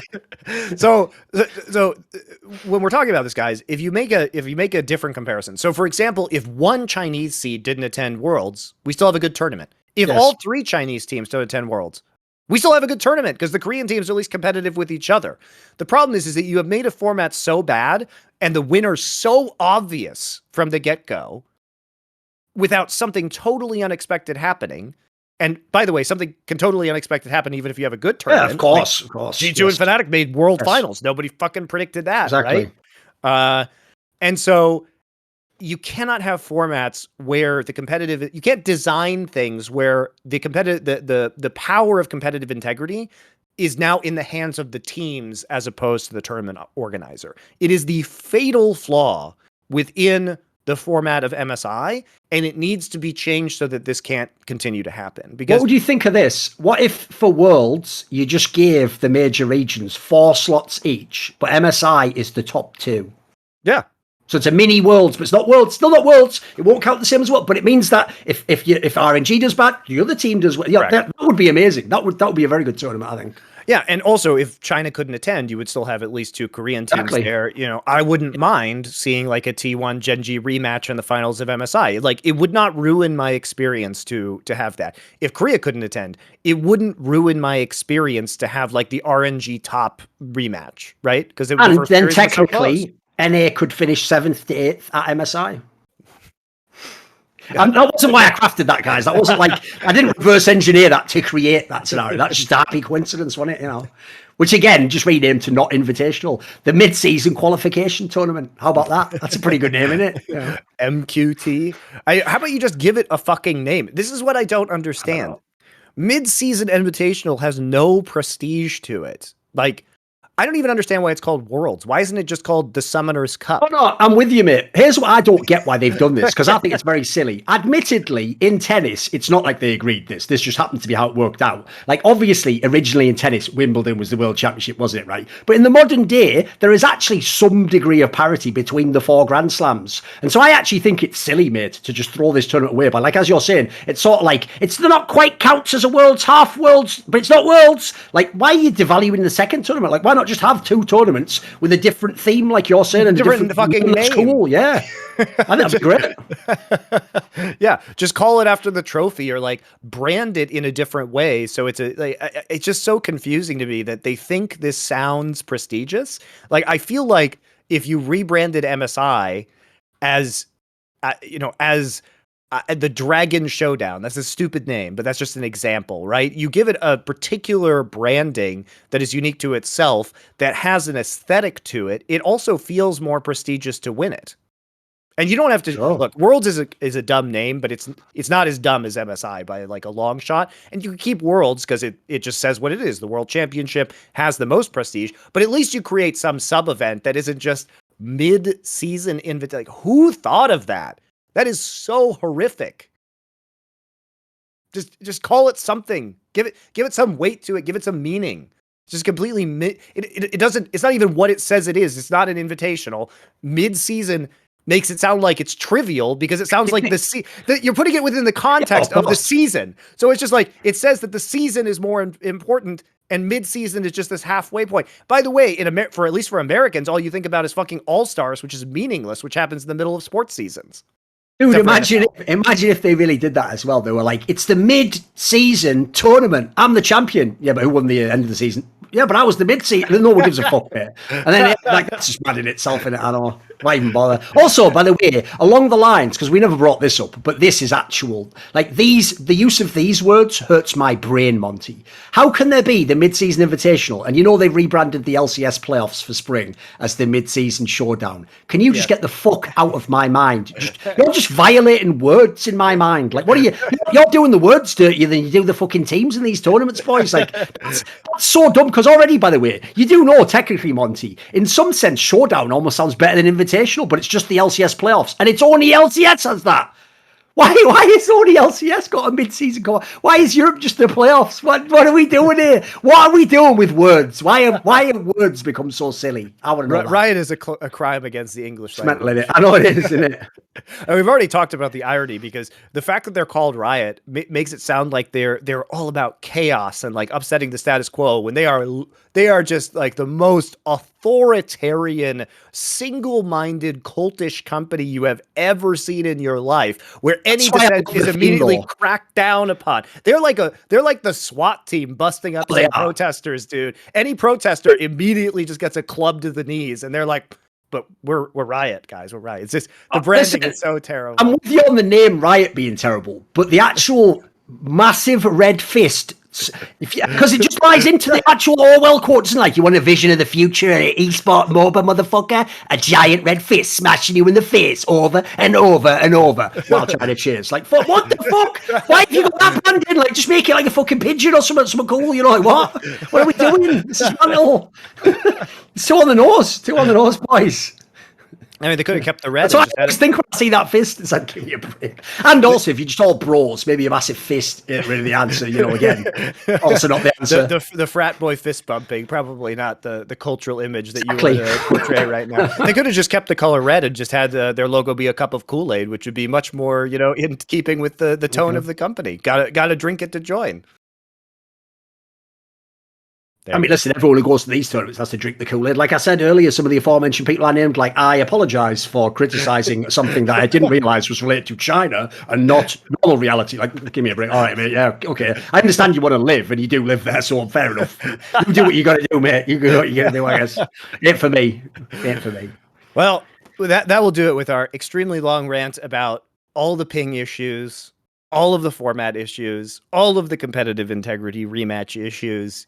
Honestly, this was the bread and butter of MSI. The sad thing is the tournament's been so shit that this is actually the most interesting and pertinent parts about this, is what went wrong and what needs to change, because the games themselves were boring and dog shit for the most part. And also because of the ping issues, because of the practice issues, because of the gap in competitive ability within the teams, we can't even really speculate about what's coming up in the next stage because we don't even think teams were playing for real, or they couldn't play for real because the practice environment wasn't giving them the opportunity to really, align what was going on in practice with what could happen on stage. So it's a whole hot mess. If you want to get into the actual games, Monty, I want to do my thing where I pick what I think is the best. Go on. Hold up. Before we do that, we will get in the games. We got to tell you, thanks to Esports Bet for sponsoring this segment of Summoning Insight. They can sponsor the whole show today, in fact. True. And so, yeah, thank you very much. If you guys want to head over to esportsbet.io, use our referral link below. Play for free with DJT in the World's Prediction Series. They'll top you up to 5,000, 1,000 a day. You guys can make some wagers with free money on the matches, or you can deposit crypto and play with crypto if you like to do that instead. And they've got the World's Prediction Series with DJT, their proprietary token for free. Get up to 60,000 this first stage when the World Championship starts. You can start earning. There's right on the front page of the website. You can click on the link. You'll see the prize tiers. You can win up to $300,000 yourself just for playing for free. It's fun. We have competitive edge LoL and CSGO where we use we kind of make predictions and preview matches based on the odds on the website. So we can say, hey, what is the chance of an upset, or how do we think these teams match up in terms of early game potential? So you can watch that show on this channel or on the Insight on Esports CSGO channel. Remember, subscribe to all our shit and follow the Twitch channel if you want to watch it live. Thank you. Thank you very much. So now we can get in the game. So you picked where I want to start, because here's the problem I have, right? Which is, that whole storyline which dominated and actually overshadowed EG's win was the whole topic that, like, they're geniuses for picking up the young NA talent. It was all about the NA talent. It was about Jojo Pion outperforming the other mids. It was about Danny carrying the games. Here's the problem with that. It even included a joke by Peter Dunn, which is a totally legit piece of banter, like, well, we would have won the finals 4-0 with Jensen, because obviously the 3-0, he can't do better than 3-0. Here's the problem with all that gas. All that gas you were blowing, guys, is when you then come to the tournament and get ultra shit on by G2, and your NA players don't even look vaguely like they're chopping it up with Caps and people like that, then it does look a bit silly. Like, here's the problem. Do you know what's mad? I actually feel like, even though in the long run, obviously you want to go to MSI, you want to get the reps and you want to get the experience, in a fucked up way, I actually think the failure of Cloud9, 100 Thieves and Team Liquid actually put EG in a silly position. Realistically, I think EG should have been like the second or third best team in the playoffs and maybe got one or two of those wins, which, by the way, would be perfectly tracking with where their players are and where their team is. And that would actually make them not a laughingstock in any sense. They would actually have shown a really good performance. They wouldn't get to this tournament. Instead, we'd be watching like TL get their head smashed in now, or C9 or something. They'd still probably lose, but they'd be more competitive. And actually, EG then would be like, right, now our goal is get to Worlds. Instead, they were thrown in here too quickly. They never were going to be able to compete with these teams, unfortunately. And actually, the nightmare scenario for them was, even though on paper it looked like he'd actually dodged some of the big super teams from Europe, the joke is G2's been powering up ever since the lower bracket began, to the point that now, minus Flackhead, actually every player on their team is really good. Like, the joke is they sort of backdoored their way into a pretty good fucking roster. Like, Targamas now is just mustard, mate. He's just proven, like, their whole team's too good for EG. That's the problem. So, unfortunately, if you're EG, I don't blame you. You actually did the best you could with your team. But this is why, as much as it's cool to win LCS in a miracle fashion with two NA players in AD and mid, it's like, yeah, do something for me internationally, mate. Come on. Like, the problem is Jensen does fucking win games internationally, mate. He does. He's really good. He's really good. He's beaten Gen G and everything. So a few points to address. I think Flackett actually has been playing very well, but I also think he's the worst player on his team, which I think is the point you're actually making, which is that's not offensive, guys. It's not offensive. Somebody has to be the worst player on the team. He's a rookie. Probably Flackett. He's a rookie. Yeah. Calm the fuck down. It's the same thing. People didn't understand this. When we talked about Jojo Pion being the worst player on EG, that's not necessarily a problem. It's we have to be honest about who the worst player on the team is. And there were two different eye tests for me going into MSI, one the G2 and the EG one, right? And the problem with the eye test when it came to evaluating them for international events is G2 looked like they had stepped up. There were several factors. Now, it's always going to be part of the problem that their opponents, people like Rogue, underperformed again when it came to when push came to shove against G2. But also G2, we didn't know how Targamas and Flakked would perform in front of a crowd. They hadn't done that before. That was a huge X factor for them. Caps had been bad for a lot of this year. Caps didn't look like the Caps of old. Holy shit, when Caps got in front of a crowd again, he has been absolutely jaw-dropping, in-fucking-credible. His plays at MSI... National X Factor, yeah, exactly. He looks amazing. Yes. And he looked amazing once he got back in front of a crowd in the playoffs in LEC as well. I don't know. Some players just do that, guys. Some players are just land crowd players. And I don't know if Caps was just hibernating while there wasn't any excitement, or if he can't get himself jazzed up in the same way that he can when he's in front of this live audience, when it really feels like you feel the energy, you know that everything's on the line. It's not like the same as scrims. You're like, well, I guess I have an official match now, but you're sitting on your same computer in the same quiet room with the same people that you have all week. It's hard to flip the switch in terms of your mindset. That's very difficult. And it's not something that sports psychology prepares you for, guys. Do you know why? Because that doesn't happen in traditional sports. There's always a crowd. There's always a crowd.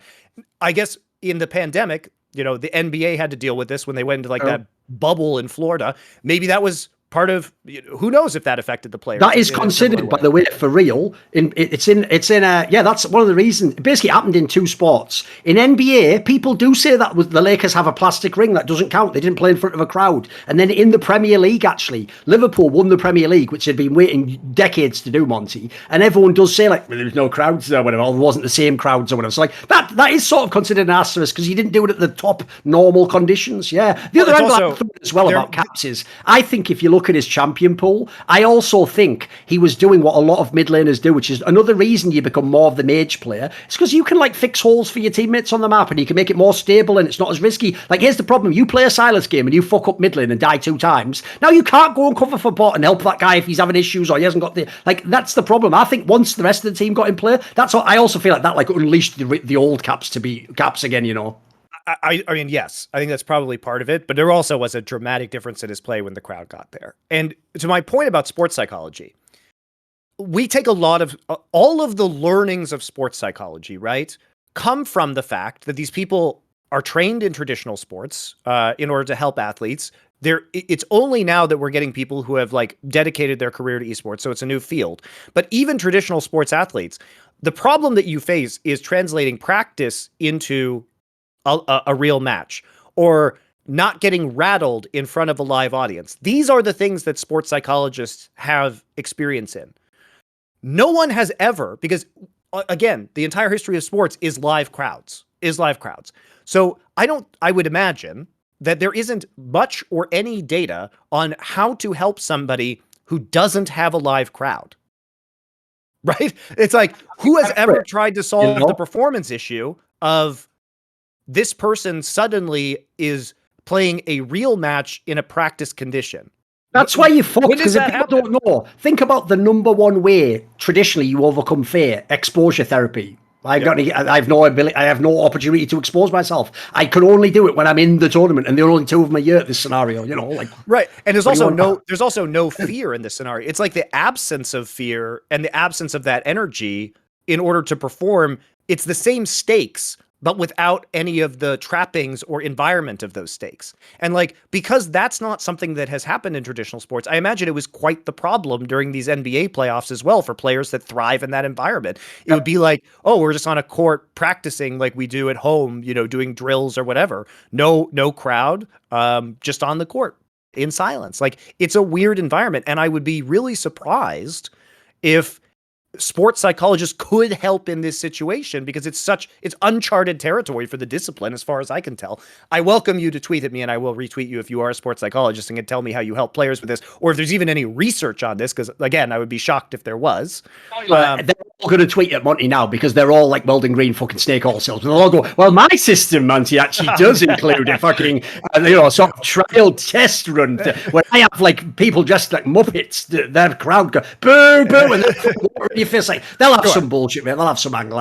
They always do. But the point is the same. It's how do you help a player like Caps when it's such a bizarre scenario that doesn't have any parallels within your actual discipline's entire body of existence? So anyway, this is all to say Caps coming back online is very fascinating, but back to my original point. We're rewind there. EG, or like, we didn't know G2 was going to perform. We didn't know their rookies were going to perform this well. We didn't know that perhaps part of a big reason behind Caps' slump was the absence of the crowd and of the emotional stakes within a situation, because he's been performing a lot better since he got in front of the crowd again. And the team like clicking in terms of the meta at the right time, but it was more in this case, G2 seemed to overcome their opponents and to do it via proactive and good play. Now, here's the problem. The other storyline is this one, and this is a correct prediction that I said about EG, which is that they are going to struggle mightily at this event, because even their flaws were not punished within the LCS. When Danny was fucking dying in the lane and on Jinx, and he wasn't being camped and dove repeatedly and was allowed to come back into these games by his opponent, this is not how many international teams play. You die like that internationally, they are there up your asshole 24/7 in the bot lane. Game. You know the T1 game where the Syndra roamed bot and got a kill, and then they just were like, we are going to fuck this guy's life for the rest of the game. They just fucking perma-dived and made the whole game carrier, didn't they? Like, I know. So, you know, when you see these mistakes, like giving up these kills and then NA teams basically just sitting there and letting Danny scale on these hyper-scaling picks with that they need him to be online because he is their main source of damage on these compositions. And a good international team, he would never be in those games. He would never be in those games. And so there was a big problem with the style that they were playing. There was a big problem with the fact that Jojo Pyun is a low economy mid laner at the time being. And if you guys want proof of this, just go back to our show earlier this year where we talked to Peter Dunn and I say to him things that I noticed that no one else has articulated up to this point in time. I was the one who figured this out and directly asked him, which, as I said, last year, Danny was a low economy bot laner. And his job was basically to farm and to be assigned to waves to push towers and to not really, team fight when necessary. But for the most part, the resources were being poured into Jizuke in the mid lane. And I said, was this a strategy? Because they were doing the same thing with Jojo Pyun in lock-in, where if you look at CS taken after 15 minutes, like the share of farm, it's very low. And I said, are you doing this so that you don't put the carry pressure so much on your rookie players? Because now they do it a lot with Danny, but Danny took a while in order to get up to speed. And I think it's a very smart system. And, Peter Dunn basically said, yes, like this is what we do. Because you don't want to overwhelm a new player with too many jobs that they have to do or too much pressure. And it totally makes sense, guys. And I think Jojo Pyun will be a good mid laner probably next year. And I think this tournament is good for EG because the international experience these players are getting is extraordinary. Again, these guys haven't had a chance to boot camp in Korea. They've never played against teams this good before. The amount of information and learnings they will get from this tournament will be enormous. And it's going to be ugly now. It's going to be very ugly. But it will be good in the long run. Had Liquid gone, I think had 100 Thieves gone, this would be less ugly than it is. Right now, I think they would perform better at this international stage, but they didn't win. They shit the bed domestically, and they proved themselves incapable of punishing the mistakes that EG was making. But now you're seeing what happens when those mistakes are delivered on an international stage. And G2 has taken those mistakes. They've run with it. All of the problems that you've seen from EG that were unpunished are coming through. Jojo being too aggressive in the mid lane at times and giving up kills. Danny and Vulcan having a weak 2v2 and dying. Jojo Pyun over pressuring in a side lane and getting himself caught out. What happens when Impact has a bad game, which he doesn't usually have at this level of competition, but he did have a bad game on Gwen in the third game, I believe, of G2 versus EG, and the whole thing just came apart. I mean, he was one of the big reasons why they were able to almost come back in the second game, and when he also had a bad game, it was even worse. So, by the way, another thing to say as well is, the problem was, and this was to me blatantly obvious, I'm amazed other people genuinely had hype for EG. to me, the genius was the way the coaching staff did the things you said to make the players comfortable and gradually grow them into players that Very could smart. carry. Because the problem was that was never going to be able to even be possible at the MSI level. Like at the MSI level, you'll never even be in position in the game to do that. Like you're not even going to be in ahead at certain points or playing even. Like you're playing against better players. Because I'll give a quick analogy as to why that's actually a very shrewd coaching strategy. Right, here's a story people might not know because it's an old school NBA story. But the original dynasty in the NBA was the Celtics of the 1960s, right? And they won with Bill Russell 11 championships in 13 years. And Bill Russell was not just the like center and the captain of this team a long time, but in the later years, he even became the coach as well as the player because he was at the end of his career and he won so many championships, right? And he told a story once about how to be a great leader and a great teammate. I thought was mega because no other teammate I've ever heard, no other player I've heard who's a superstar in sports would do this approach. They would do the opposite. The superstar normally goes like, look, I get my numbers. If you can't, then get the fuck out and get someone in here who can. What he did was there was a young player, I think it was actually Don Nelson, the guy who became a coach later. I forget, it was some player who was just a young shooter, right? And he said this guy was so young and so inexperienced, you could see him like shaking in games and he couldn't do his job basically, he was too nervous. So what Bill Russell told him is, because Bill Russell was one of the best rebounders in the NBA, he told this guy, look, don't ever worry about getting a rebound in these games. You just run out to your spot where you want to take your shot from. I'll get the rebounds and then when we get up there, we'll give you some shots. And basically, right, in doing so, he empowered this guy to do one of the only things, just a shooter, just spot up and shoot. He empowered this guy to not have to worry about the other stuff you're not comfortable with. Yes. Do this. And by the way, the great ending to the story is that guy made like a game-winning shot in like game 7 in like 1969 and won them like the championship or something. So this is essentially like, it's a great way to bring people in. The problem is you're essentially sort of propping them up. Now, when you take the props out, it's not fucking, they're not Rock Lee. They can't just instantly be like, now the training wears off. Like now they're going to have to learn, they're going to have to struggle all over again. Like guess what? Caps isn't going to let George Opion get away with the shit he was doing in mid lane. Like as you say, Danny was never going to get away with that against fucking GT. Like this was never going to happen, was it? It was a naive dream. Like it's a beautiful dream, but it's a dream nonetheless. Yeah, and also I think the meta has gone against EG in a lot of ways, and I think there have been a couple of patches since the playoffs of most of the regions, and also the ping. The ping is a big warper of the meta right now, and what do you think? Can you give some examples of where you think if things have come about that wouldn't have if we were on the zero ping? Sure. Okay, so let's talk about what ping does in League of Legends, because probably very few of you who are watching the show, by virtue of speaking the English language, have a lot of experience on zero ping League of Legends.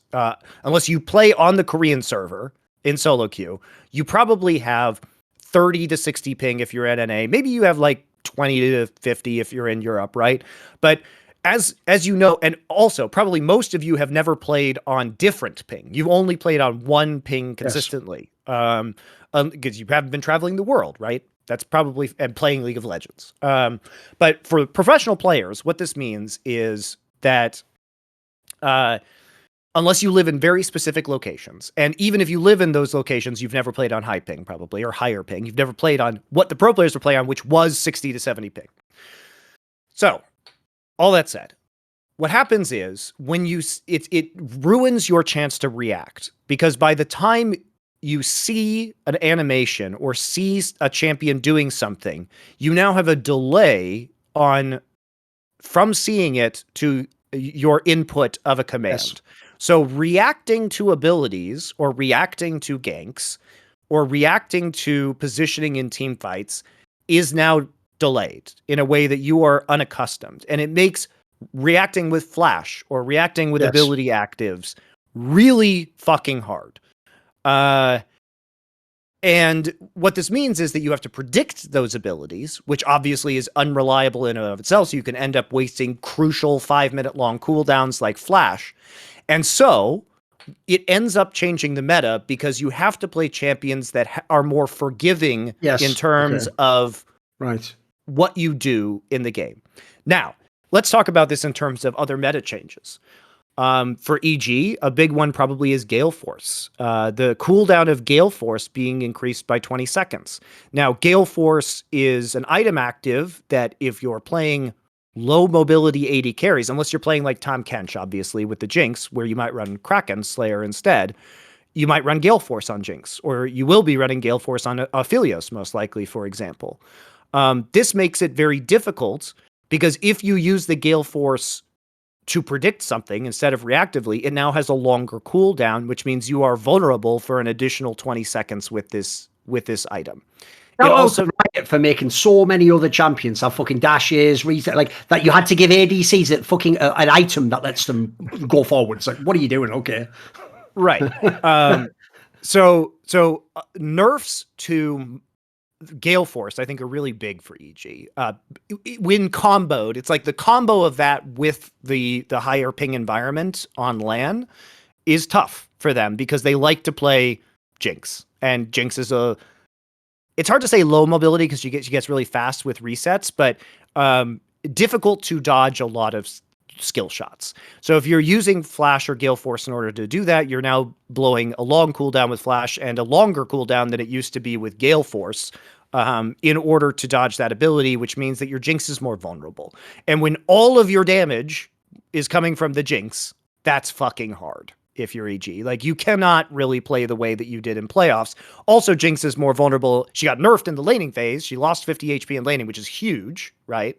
So it's like a triple whammy in some ways for EG. So the meta going against them, the ping going against them, the patches going against them. That's fucking tough. I mean, basically, one thing you're saying as well is it essentially skews the game a bit more on the spectrum from mechanics towards decision making. Because, like, a classic example for me of what you can never replicate if you ever play online, and if you play the ADC role online, you'll know what I'm talking about. If you go back and watch the rise of Season 4 Deft, when he is in team fights, you can see he's on 0 ping. He is fucking instantly reacting when people come to flash here, move here, reposition. It's like, it's unreal. You can't do what him and Uzi I were doing that year on like 60 ping. You'll never be able to react like that. You already weren't capable humanly of doing it, but like, you're fucked if you try that at 60 ping, boys. I didn't Faker once say in an interview something mental like 30 ping is like, you can't do anything on it or something. And then obviously, I just imagined every Western player like, Faker, bro, please, bro, that's my whole life. You know what I mean? Like, so you know, we've already seen how this affects the professional scene, like these changes, and it also means that we're seeing a lot more hard engage compositions because guess what's harder to dodge? Yes. Alistar engages, especially because Alistar it's not an ult for him to engage on you, right? Like he doesn't have to commit his ult in order to do that. It's on a lower cooldown. So we have seen a lot of Alistar, not a lot of success with Alistar, I will say. Like he's lost most of his games, but he's still the third most played support so far at MSI, but also Nautilus, also Leona. That's not weird considering the meta we already saw. What is a little bit weird is Kalista. Kalista got some buffs, but also Kalista ult being able to hard engage is very important. In the AD carry role, we've seen Ezreal, we've seen Kai'Sa. These are more Tristana. These are elusive AD carries. Ezreal on that ping, yeah, exactly. These are elusive AD carries with lower cooldown escape mechanisms for the most part. You see Jhin. Jhin is a long-range AD carry who can just stay out of range of engages. So that's very helpful and set up picks from a considerable distance. Mid lane, you see pretty much the same picks as we did before, except for Zoe, who got buffed to use slightly less mana on a couple of her abilities, so she has better sustain. But again, highly mobile, elusive picks, or in Twisted Fate's case, an ability to affect other parts of the map with a man advantage, so you limit your vulnerability to mechanical outplays. We see Pyke, obviously. Pyke hook sucks if you are if you're on ping. You see, or even his ult. Yeah, you know, Viego stun. Viego's the most played champion in the jungle here at MSI. Hard to dodge necessarily on ping. What's in top lane again? Gwen has 15 picks in the top lane. The next biggest one is 6 on GP. Now, I'm a bit surprised about GP because you would think with ping, chaining GP barrels might be a little bit difficult to do, but it's also harder to stop and dodge. So I guess if you are the proactive player making the plan, it's easier. It's probably a less of a disadvantage. And Gwen was definitely not a major, but if people don't know, Gwen was more like an occasional pick. It was more like a pocket pick for people, wasn't it? Or like a comp-based pick previously. Yeah. Part of Gwen's popularity is definitely the fact that the top 4 junglers of this event are Viego, Graves, Wukong, and Lee Sin, which are all AD champs. So you might want more AP in the top lane, depending on how your comp shakes out, especially since mid laners like TF and Ahri tend to be lower damage or more supportive. So you need a lot of AP damage coming from somewhere. But also, conveniently in low ping, if you just push W on Gwen, nobody can hurt you. So, it eliminates a lot of the threat of people coming in because you can be proactive about your defense, right? It's not, it's proactive defense, not reactive defense, which is what Gwen has, which means that she is better if you play her well on high ping, potentially. She also got buffed again. So she got nerfed, then she got buffed. The buffs really help because her ultimate is incredibly powerful. Also, by the way, on low ping or on high ping environments, dodging her ult is very hard. And guess what? She gets 3 shots of that ult too, and she's gonna hit the backline with it, and she's gonna, slow down your carries potentially. So that's another reason. That's why we also had like a whole bunch of soy in the mid lane as well, because again, it's going to be hard to dodge, right? Yep. And if you land that bubble, you get the fight, right?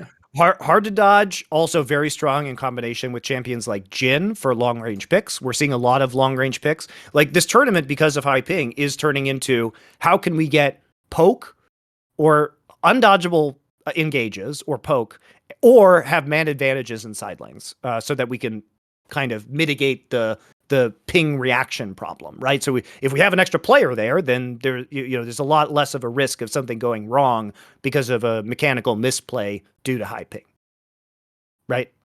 So champions like Diana also very, very strong engaged. So we're seeing a lot of either long range pick or poke compositions or long range engage compositions, partially because of buffs to these champions, but also I suspect partially because these champions are in when it's more difficult to react, it's hard to escape these engages in the same way. Or if you do escape the engages, you have to predict it, or you use your ability without the engage happening, and then you just get absolutely destroyed when the real engage happens. Sure. Yeah, there's a whole bunch of champs, if people don't know. If you only watched the spring split and you really didn't give a fuck about this, like, you know how everyone was just spamming Java in the playoffs? That's barely played here. There's a whole bunch of champions out. Like, what else? Fucking Akali barely appears. Tom Kench barely appears. Like, there's fucking Jinx has had 2 games in the whole tournament. Jinx got destroyed by nerfs. Oh, they did get nerfed, true. I mean, Sandra's been played twice. Like, there's fucking a lot of things have changed. Trundle played twice. Yumi played twice. There's a lot of stuff's gone out the meta. Yeah. Well, Rise isn't even that popular. Yeah, JoJo 3 games of Rise. How can there only be 3? You know what I mean? It's fucking Rise, for fuck's sake. Also, we have to mention, too, we didn't mention Lucian, which is the most banned champion, but it's another mobile AD carry, and obviously Lucian Nami is extremely strong. Obviously, it goes up saying shade in that technically RNG and T1 might not have actually shown us what they wanted to play. They might just, because like, I'm pretty sure by the end they were fucking around if you look at some. Pretty sure Rumble support was not exactly. If I had to guess, Rise got nerfed though as well. So yeah, there were pretty there were changes to a lot of these champions. Just over Wukong tells you this was a fucked meta, Mounty. Wukong is the third most played champion in the tournament. I love and Armut isn't even here. That's all you need to know. Exactly. Wukong's also 9-5 overall. And even in the games that he lost, like the DFM Saigon Buffalo game where Steel lost with Wukong, he was incredibly dominant on the he was not the reason they lost that game. So Wukong, the biggest things with Wukong, if you guys, probably none of you even thought about Wukong, the reasons why he got improved was his jungle clear speed because his E damage against monsters was increased slightly, but most crucially his Q cooldown. They buffed 3 things on him at the same time, which is like, why would you do that? But his Q cooldown was reduced, and then also, most importantly, his W now goes over walls, which means that he can come out from a lot of weird angles at you, and he can also escape better when he's counter jungling somebody. So it's Wukong with talent ability. Yep. Awesome. Great. Love it. Wasn't an annoying fucking champion to play any area, but okay.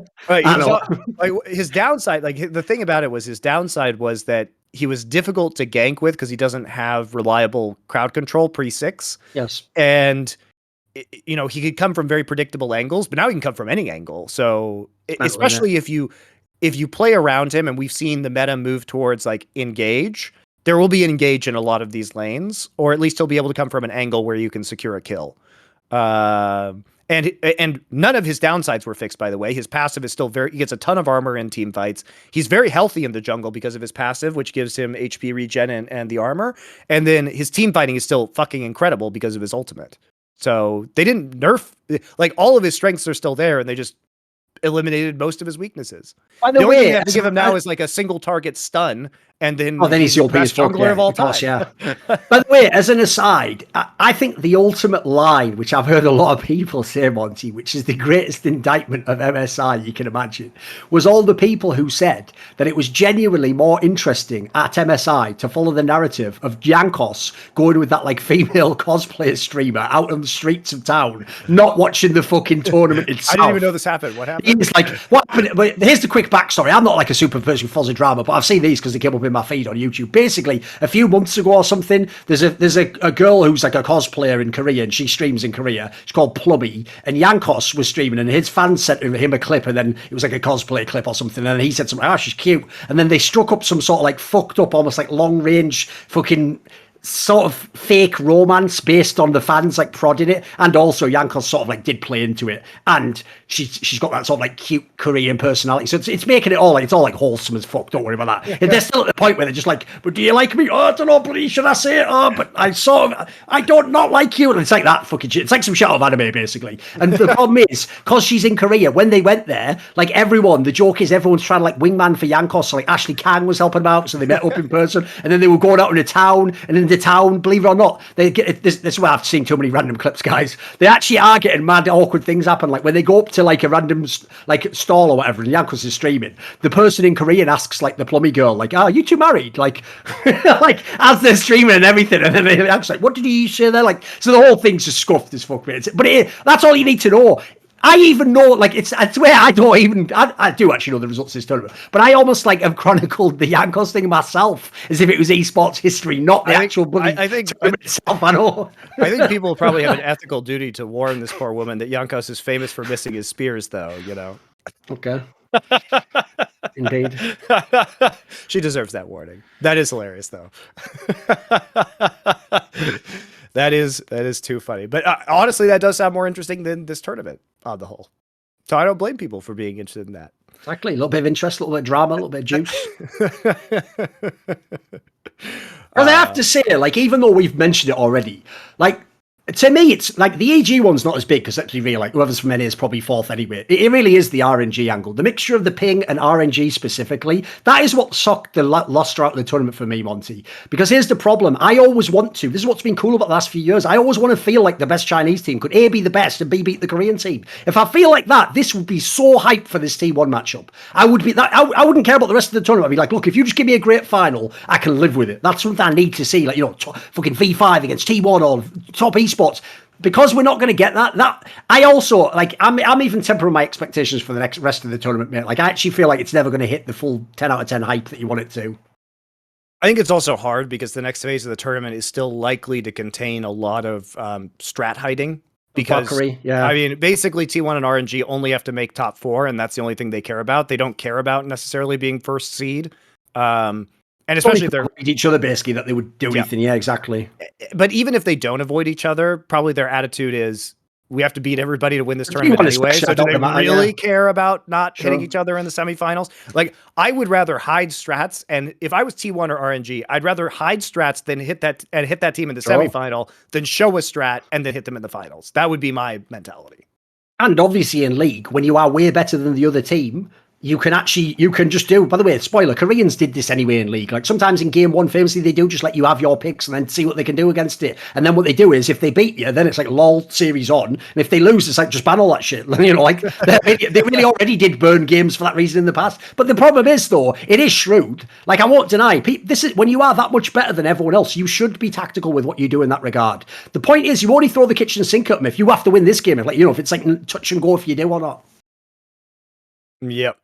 All right, so we should talk about G2, or we should talk about, I mean, I guess we can start with G2. We could talk about T1 and RNG. These are the teams that are worth, I think, having the conversation about right now. Where do you want to start? I mean, the thing with G2 is, as you say, as it stands right now, when you factor in the ping element, the fact that they're not there, the fact that I already thought RNG was a team that had like certain weaknesses, I thought certain strengths actually specifically were against Chinese teams. Dude, that's the one angle I'm now on, is like, the more I watch them, look, they haven't played each other yet, so this could all be fake hype. I'm just trying to find because I know probably RNG versus T1 isn't the match. Now I'm trying to make it G2 RNG. That's what I'm trying to prep for in my mind. So what I'm trying to do is shadow box, like, and obviously at the moment, by the way, it's looking great. There's even an interesting matchup, right? Zhao, who isn't the like smash the whole game mid laner, depending on certain picks. To be fair, some of his picks are in the meta. Caps has been fucking unreal like that. All of a sudden, if you look at how G2 played in the first phase, mate, almost every player had like mad carry games. They even took turns. Like people were like Broken Blade had some games. They had some mega games. So like that's the matchup I'm looking for. So I think G2's actually looked even better than expected. They actually looked. I know they're not playing the same competition as LEC, but it looks like in a different meta. Like they're the team where when I watch them, you almost wouldn't even know they're on ping, mate. Some of the Caps players just look like normal players, mate. And we should talk about some of the Caps statistics because they're pretty amazing. First off, he's played 8 different champions in 8 games. Second off, he has the highest damage per minute of any mid laner at 592. Next is Xiaohu at 573. And then there's a huge drop off for Faker to 472. So, Caps and Xiaohu are well above everybody else. He's the top mid laner in terms of damage percentage on his team outside of Kissy from Order, which like we're not going to include Australian stats because why would we? There's too many other problems there to dissect them all. But he's been extremely good. And it's not like he's been playing all high damage champion. He has a game of Galio. He has a game of Twisted Fates. So those might be depressing his numbers somewhat, but he's also pulling off, like he pulled off the surprise Anivia in the first game of the series against EG, which I think was, it shows a lot of Jojo Pion's limitation where he's probably, he's never played against that champion in a professional context before. So having to deal with that when you are playing very aggressively and very forward in lane and having to deal with the wall was problematic for him. There's another thing that sucks about being such a rookie, Monty, because remember, he isn't just even a rookie. He's like a rookie to the game of League of Legends. Like, dude, if I hear that and I'm like a super veteran mid laner, yeah, I'm pulling out the bullshit. I'm going with like an old school Anivia. Man, I'll pull out all sorts of shit you've never played in your life before. Exactly. Guess what? I think Anivia was a release champion in this game. Probably. I mean, it has been reworked, to be fair, like season 6 or whatever it was. But yeah, true. But the core mechanics are still pretty much the same as they were on release. So to put this in context, guys, League of Legends came out in 2009, which means Anivia was released when JoJo was 5. He was 5 years old. He was barely out of an egg himself. Exactly. There you go. So yeah, I think, a player like Caps or a more veteran player who has been seeing what this champion can do on the scene for many years. And well, a lot of kind of the old way of playing is no longer relevant. Sometimes the veterancy and having been around for such a long time means that you understand that sometimes when the meta cycles back around in a certain way, or when a certain champion is picked again, not to say it's Ryze, because Ryze was very, very, very different back when Anivia versus Ryze would have happened when Anivia was at its peak, because Ryze has been reworked like 12 times since then. But you sometimes remember like certain abilities that these champions have, or like annoying wall placements that many new players may not know about in terms of how you control chokes or play on the map. And it's a surprise factor. And that's a big advantage the Caps had. And I think they ran with it. And let's be real, even if Jojo randomly got a couple of games against an Anivia in his life in solo queue, that wasn't against Caps. Let's just go ahead and put that out there. He was playing against fucking bombfuck NA player, wasn't he? So I wouldn't worry about that. That didn't help believe it or not. So yeah, I think their Caps is really flexing in terms of his champion pool. He's clearly feeling great. I mean, some of his plays on Silas and Yasuo were just disgusting. Amazing. Just absolutely amazing. So he really seems like he's on form right now. It looks like the old like G2 Caps. That's why, dude, when they lost the first series against Fnatic in the upper bracket, the playoffs, and I said that tweet where I was like, what happened to Caps? And then all those people like Gilius were coming like, what do you mean he played a very good series? It's like, bro, just the champion alone tells you if you've got the real Caps or not. The Caps that's on like Oriana's, like, he's all right. The Caps that's on Silas, that's what I signed up for. That's what I'm here for that. That's what I want to see. Also, as a random other aside, the only thing I have to say about Order, because we're not going to mention them otherwise, we have to pretend they were in the tournament, right, is if I would like it if their owner was like a Reggie-esque character who just didn't care about anyone's feelings, and if he had to fire the whole team and replace it, he just made them watch that classic scene in the denouement, you'll never understand that word, plebs, of the movie And Justice for All, and they just, Al Pacino goes around the room saying, you're out of order, order, you're out of order, you're out of order, you're out of order, and then they're all fired. I'd cut the movie off. What I wouldn't do, though, is pay people under the rate legally they're required to be paid as a contractor, which legally I shouldn't even potentially have them as a contractor in a hypothetical world where Reginald did that. Damn, this tournament has actually had so much drama that we didn't even talk about that. Holy shit. It's been we might see a little bit to later, because all I'll say is, mate, like that actual Washington Post piece was like porn for me, mate. It was like fan service. It's like they were trying to write. It's like it was my birthday and they wrote a fake article about what an utter piece of shit Reginald is, with all like fake sources. People like, because it was amazing. It was like it was written to order, wasn't it? For me, it was so good. There was so many quotes. Like I love the part, by the way, where he did the classic thing where he goes, "The thing is, I always expect the most from it." It's like, you don't. You're fucking shit at your job. You are actual shit. But what you did is you created an environment where no one can tell you that, or you fire them. This is mental, mate. This is mania. You are fucking Howard Hughes in a room with your piss in jars and fucking long toenails telling everyone else you're the fucking height of fashion and not a weirdo. Like, this is mental, mate. You've gone too far now. But anyway, yeah, it was amazing. It was, that quote alone, the sheer lack of self-awareness in the quote, it's just so sick. And I love it. It is actually ridiculous. Like, it couldn't actually be going better for us, because I mean, how could they have accidentally revealed the conflict of interest of the double lift Lena situation by doing it on stream? Like, that should have been impossible. We got that gift. Absolutely. Now we get this gift of like the article tailor made about this entire scenario and how it's even worse than you anticipated. It's too funny. I love it. It's too funny. Especially, like, another one of my favorite parts, mate, was that part where it said that, like, he'd give you an assignment, but he never really had delegated, because you'd go away, you'd do all your work, and then he'd go, not quite my tempo. And you were like, fuck, what? And then you realised eventually you weren't doing your best job. Your job was to read Reginald's mind. And by the way, Reginald can't even read Reginald's mind. So I'm just going to, and also, what's there to read? Just say it. So I don't know what the fuck he was supposed to do with that, mate. Like, to me, as far as I can, you just like interacting with an NPC. Like, what do you want? Reginald essentially is an NPC boss in a fucking RPG game, and he's like, unless you can do these three specific things, which you only figure out in live interaction. Oh, shoot the back of the head, like, or whatever. Like, when it's like a Dark Souls boss. You can't get past him. The first time you encounter him, you just get absolutely destroyed, yes. And then it's only over time where you're like, oh no, when he lifts the club, I have to roll. There you go.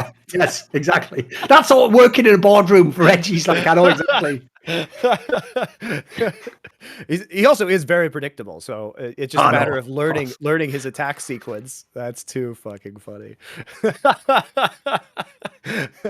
Hope he's been enjoying Elden Ring. If it wasn't for the fact we sort of do incorporate it with somebody inside any day, if we ever get to the point where, like, we want to make another show, the obvious show is some sort of a league drama show, because, like, mate, there's too much, isn't it? It never ends. It never bloody ends. It never ever ends. Like, I'll even give you mad detail, a little bit of drama, because it's also promotion for my channel, right? So when I did my interview with Upset, obviously in the third part we talk about all that world's drama and the thing with Adam and Nemesis, right? Dude, he reveals a mad detail about the Adam guy. Supposedly the Adam guy only really did that twit longer because he knew he was getting booted from Fnatic, and he wanted to have like a different reason that they fucked him over. I suppose they didn't want him to play, right? And in it he sort of implied, I think, something along the lines of, like, you know, like he'd worked so hard and putting all this, and then Upset, because he's fucked with his wife, Upset just basically said, like, actually he was barely even playing solo queue, wasn't even fucking putting any hours in. You're like, oh lol, why you've owned yourself, mate? Why you done that? Why have you?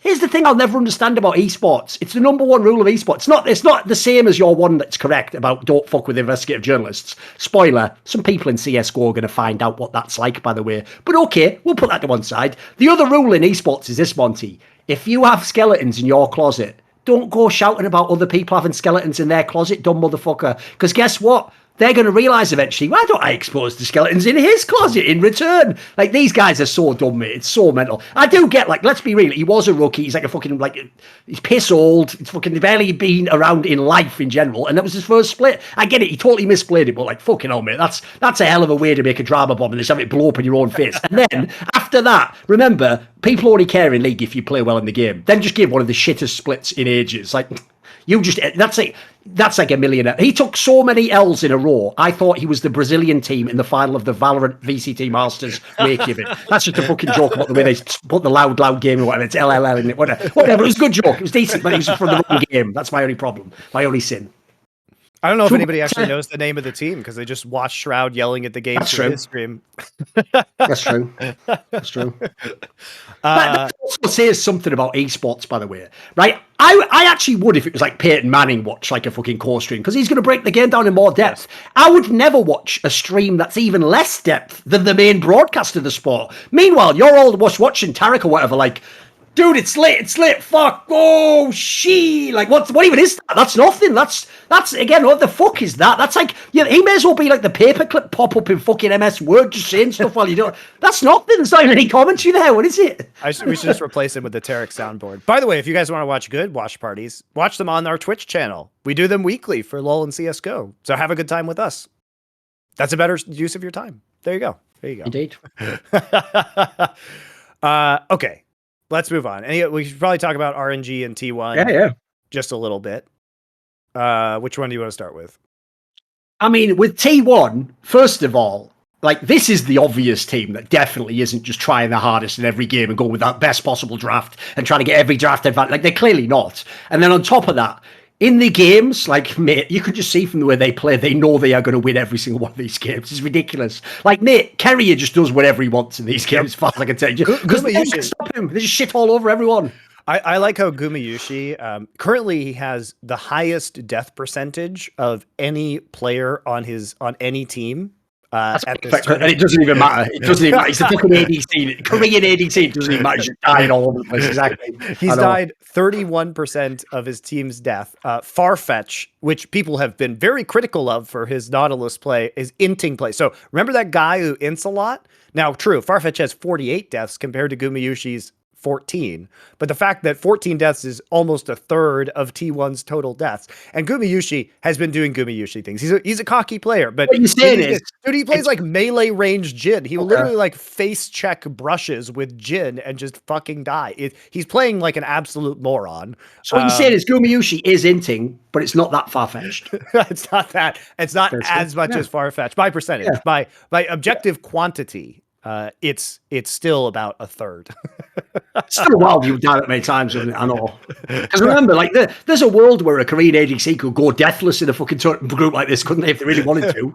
You know? He's like reverse Ruler. It's very funny to like watch the difference between these players, because Ruler, if he was here, would still just be like the very technical, buttoned up, I will maintain my range and maintain my distance, meanwhile Gumayushi just like walking into a bush with Jhin. It's fucking hilarious. But now, there's an off chance, you always have to say it, there's an off chance that he is just playing like shit. But I think if I had to guess whether he's going to tighten it up against good opponents, I would say yes. Yes, he is.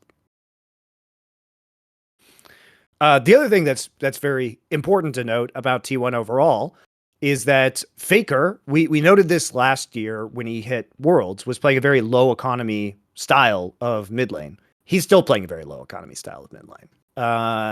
Understandably, his other laners are fucking sick and people haven't seen, Yeah, I mean, he doesn't have to. And what's surprising about T1 is the level of balance on this team. Yes. Like, Owner is doing a large proportion of this team's damage. Now, granted, his champions have been Wukong, Vi, Kindred, and Graves. So these are kind of high damage champions, especially in the early game. You're going to see a lot of damage coming out of the jungle.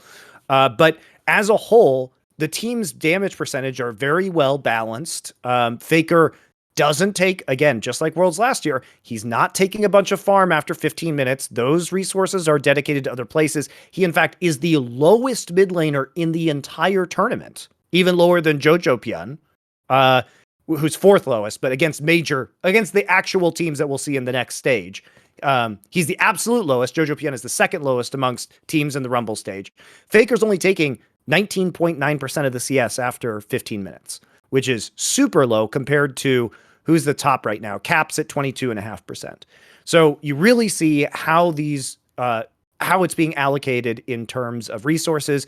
He's doing the second lowest damage. So him and Jojo Pian are the bottom two among the Rumble stage teams.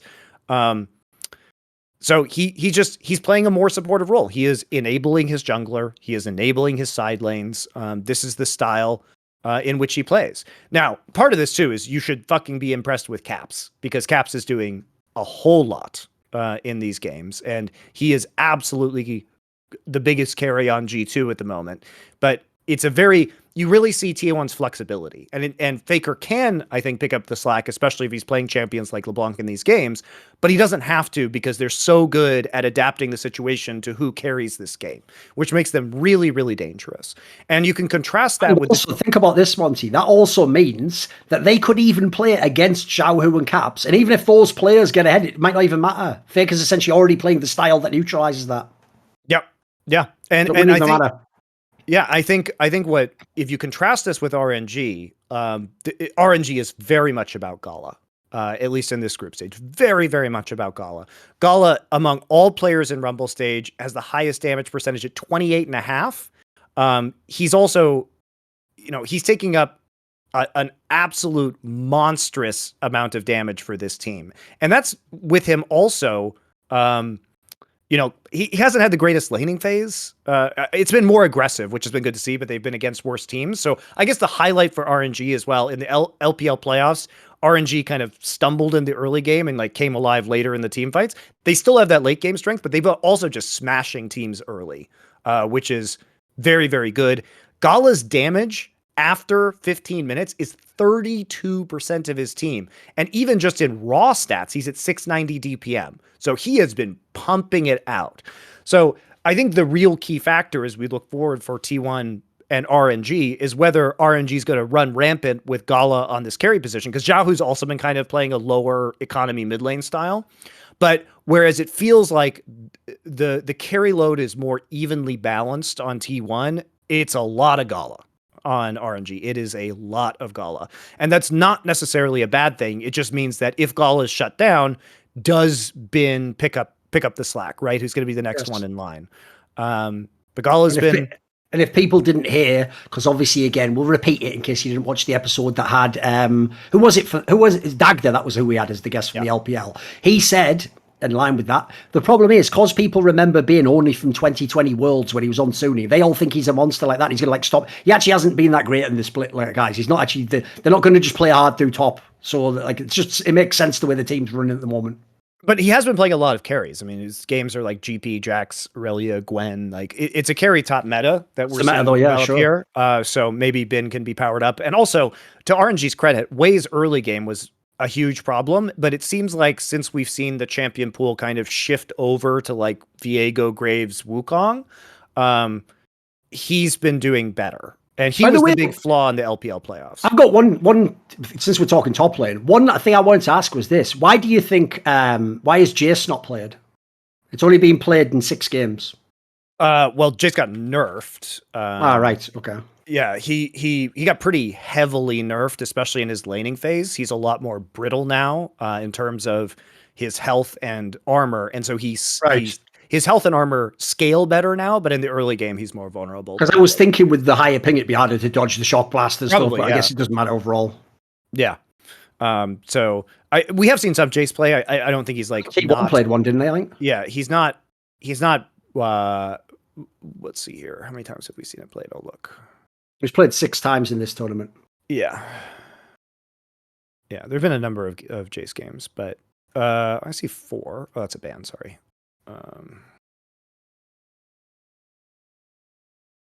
Trying to look. Hold on right now. Where is it? I see 2 games in top. Zeus. I remember the Zeus game. That's the one that sticks. The Zeus win. That's what sticks out most to me in my mind. But yeah, it definitely hasn't been as popular as some of the other ones. Yeah, I don't know if it's going to be good.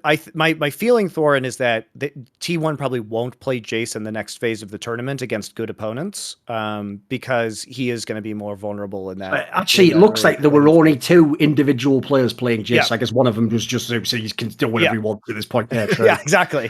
Fair enough.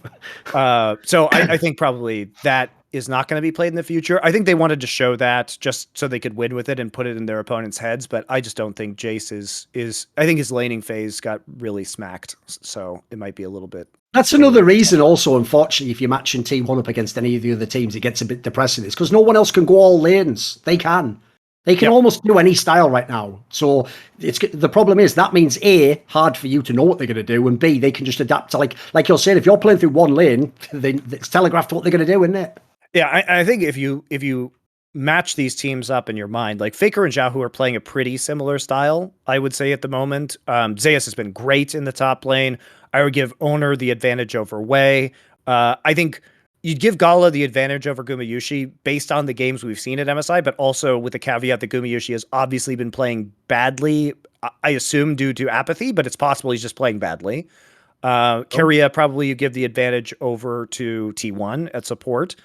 So I think where RNG can win is they probably this thing. It's just Carrier is the best. But dude, Gala carrying, team fighting. Carrier might just be the best player. Period. Forget fucking support. It's just, like because he's got that quality that like people like Mad Life did. Where it's like the impact they can have is just absurd compared to anyone else in their role. You know. Yeah. Yeah. I think that is a really. I think that T1 probably has an advantage just based on the flexibility, but there are certainly cases where Gala pops off. There's certainly cases where RNG gets to display their great team fighting. T1 is not immune to making mistakes around objective, particularly Baron and like Herald fights, I would say with T1. They're not immune to making those mistakes. Gumish is not immune to randomly inting. So there are circumstances, I think, where RNG can take the crown at MSI, but I would also again point to the fact that I think T1 has a more balanced squad and has more ways of winning a game than RNG does. And is more what about this? Is there actually any other team that was like had showed something interesting for you in this phase? I was happy to see the resilience of and kind of the reckless abandon of the Saigon Buffalo. Like, I don't think they should have won the second game versus Detonation Focus Me. But you know, Vietnamese teams historically have, they just have like they're just a canny little upset region, aren't they? They just do weird style of play. I think it's great that we see a team that teams from this region coming up because it provides another competitive international region that can pull off upsets, right? Sure. Which I think is really fun and it's really good. What I like about this team is that even when they're behind, they will continue to go for it. Like they will just try Hail Mary after Hail Mary. They will keep engaging on you. Now, the result of this is that they have the highest combined kills per minute of any team in this tournament. They average 1.28 kills per minute of every game that they play. Think about games that go 10 minutes with like one kill. These fuckers are doing over one per minute. Like, is this a Fnatic scrim or something? What the fuck's going on? To be fair, T1 and RNG are at 1.25 and 1.24 respectively because they just dominate their opponents to that degree where they're just like slapping them down every minute. That's also impressive though, because that means they had to average that Monty while also playing RNG. That's pretty good. Yes. So yeah, there are. And if you look at like the total number of kills in these games, like it's pretty interesting because RNG has 210 total kills in this tournament. T1 that's across 9 games though, because all the stats are included for every game. But even across 9 games, having the 1.24 combined kills per minute is pretty good. And then T1 has just been so dominant. They've only died because remember, combined kills per minute is the total number of kills in the game for both teams. T1 has only died 45 times in 6 games. Okay. So they're averaging less than 10 deaths per game. And they're still getting 1.25 combined kills a minute because they have 129 kills. So they're absolutely dominating their opponents. Like kills to deaths are like 3-1 basically. And that's impressive. It's just, that's the pace at which they're slapping their opponents down. But Saigon Buffalo are a team that they've died a lot. They've played some very like drawn out slobber knockers, like the Detonation Focus Me game, the second one of the series. And it's gone, to like multiple Barons and all of these ultra late game scenarios, but they will keep fighting you forever. They're kind of like the old style of LPL team where like the fights just are going to keep coming, dude. If they're ahead, if they're behind, they keep coming. So teams like that always have an upset potential because they will engage on teams when teams don't think that they can be engaged upon. And they'll play heavy, by the way. They'll play heavy engaged composition as well. Like they're playing Callista mid. Sure. Right. I also think in the modern day, because obviously everyone knows from sort of like season 8, season 9 onwards, the game became loads of skirmishing as opposed to like the slow build up to the team fight or the objective fight. I also think in the modern day, that still will always be an effective style if you're an underdog to try just creating loads of fights, because the champions have so many wild kits now, so many dodges, abilities, like so many fucking like things where someone's invisible, invulnerable, can like fucking hell, like why not? If you're playing a way better team, why not just try and create chaos and see if you can just ride the sort of the right side of the coin flips, as it were, right. you know. And like the kill to death ratio is really like, you know, this is where it tells a story about. You got to take a punch to give one money. That's the thing about this sort of play, right? When we talk about combined kills per minute, that's just the total number of kills. Now, if we talk about KD, the kill to death ratio, it's 1.05 for Saigon Buffalo. So they're almost a perfect coin flip, right? They have 108 kills and 103 deaths. But the point is they keep fucking fighting, right? Whereas T1 is 2.87 KD and RNG is 2.59. So, basically, the Saigon Buffalo style is the movie Rocky. Both people just get the shit beaten out of them, and then the other person wins. You know, that's it. I mean, that's it. They just force you into this fight where you're both just like throwing mad haymakers at each other back and forth. Rock'em sock'em robots, exactly. Yeah. Which is fun to watch, and like I said, is probably the best chance of creating an upset if we're being real in the current iteration of League of Legends. Now, when the changes come up in 12.10 to durability, it probably will not be a good way to play League of Legends to create an upset anymore. But for now it is. And again, the T1 version is the board version of T1 where Gumayushi is literally almost a third of those deaths by himself. So he's been the inter on T1. If he wasn't playing that way, there's no universe where you look at T1's games and you say, those deaths were necessary in order to win a team fight, right? He's just like trolling. This is where I ask the question that hurts people's feelings. So you ready? Yeah. In the old meta, I'm not talking about the meta of the game League of Legends. I'm talking about the meta of the scene of League of Legends. When you arrive at this phase here, the Rumble phase, it's supposed to go like this. Well, there's only 4 teams can make it. The question is, do Saigon and, you know, maybe PSG when they were good could have made the thing. But does anyone do it? My question is this, Monty.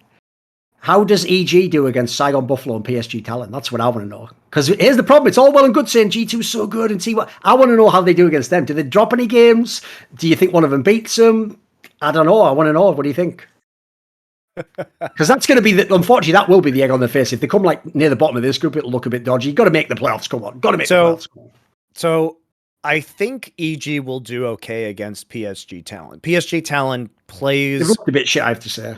They look a bit shit. They play like a slower style. I think they're less threatening and aggressive in the early game than we see from Saigon Buffalo. And that if you had to say anything about EG's strengths, they're still pretty good when it comes to team fighting. Like they did even when they're at the deficit, because they are pretty good at team fighting and because they have good cohesion in the mid and late game. And honestly, a lot of it is Inspired is often mega farmed. And in this meta where we have, you know, you can play Nocturne, you can play Graves, he was playing Karthus, like he can be effective in terms of late game team fighting in this jungle meta if he's strong. So he is getting strong. He's taking, I mean, it's everything you would expect from Inspired. He's the #1 jungler in terms of like farm percentage of his team. He is taking a lot of the focus when it comes to resources on this roster. Like if we look at him, he's not top in terms of damage percentage, but of the player, he's top after 15 of the players that we're going to be seeing. And he takes the most gold, obviously. And he has the highest CSD at 10 minutes at 15.8. He's a farming jungler. This is a good meta for farming junglers to get strong. So this is all to say that he can use his abilities to prop EG up. If we can see like they did in the G2 game where somebody gets picked off and a Baron fight goes wrong, and then all of a sudden, because that second EG G2 game, there was a 10,000 gold lead for G2, 9,000 technically, and it went to 0 in like 3 minutes, which is an insane indictment of the bounty system. Like that should not be possible. That is egregious that a lead of that size could just melt away. But if you int at the wrong time, you give up a bunch of key champion bounties, then you give up Baron, that has an objective bounty on it, and then you give up objective bounty turrets, it can swing wildly. And in that game, I think there was even gold bounties when EG had a gold lead because G2 had Dragon Soul, which again, Dragon Soul triggers these objective bounties. It's not just about gold lead, it's about if you have Dragon Soul. So under these conditions, I would say that it does help teams that have strong late game team fighting. So it helps EG and it helps RNG probably. If we had to guess which teams this would help out the most. And so there is a possibility of I think in an even or even slightly behind late game state versus PSG, there's a good opportunity. And I think Saigon Buffalo probably are the more threatening team to EG because they're more aggressive early. Right. And when they have a lead, they continue to play crazy. And when they're behind, they continue to like crazily engage on you. So they may not even give EG a chance to group under those scenarios because they just engage in skirmishes constantly. So I think Saigon Buffalo have a non-zero chance of taking down EG. It's also unlucky, to be fair, that this is the year where the PSG Talon team stripped to some of the talent and they're off in the fucking LPL, aren't they? Because if that team had been really good, then even if EG's not as good, that makes like a really interesting battle for fourth. It would be a really thrilling Rumble phase, potentially. But I think both of these teams are threatening. Like, if we look at the fact that EG was 4-0'd by G2, I think we should assume that they will lose all of their games against RNG, T1, and G2 again. And they only need 1 or 2 games going badly for PSG or Saigon Buffalo to take the final spot in the playoffs, right?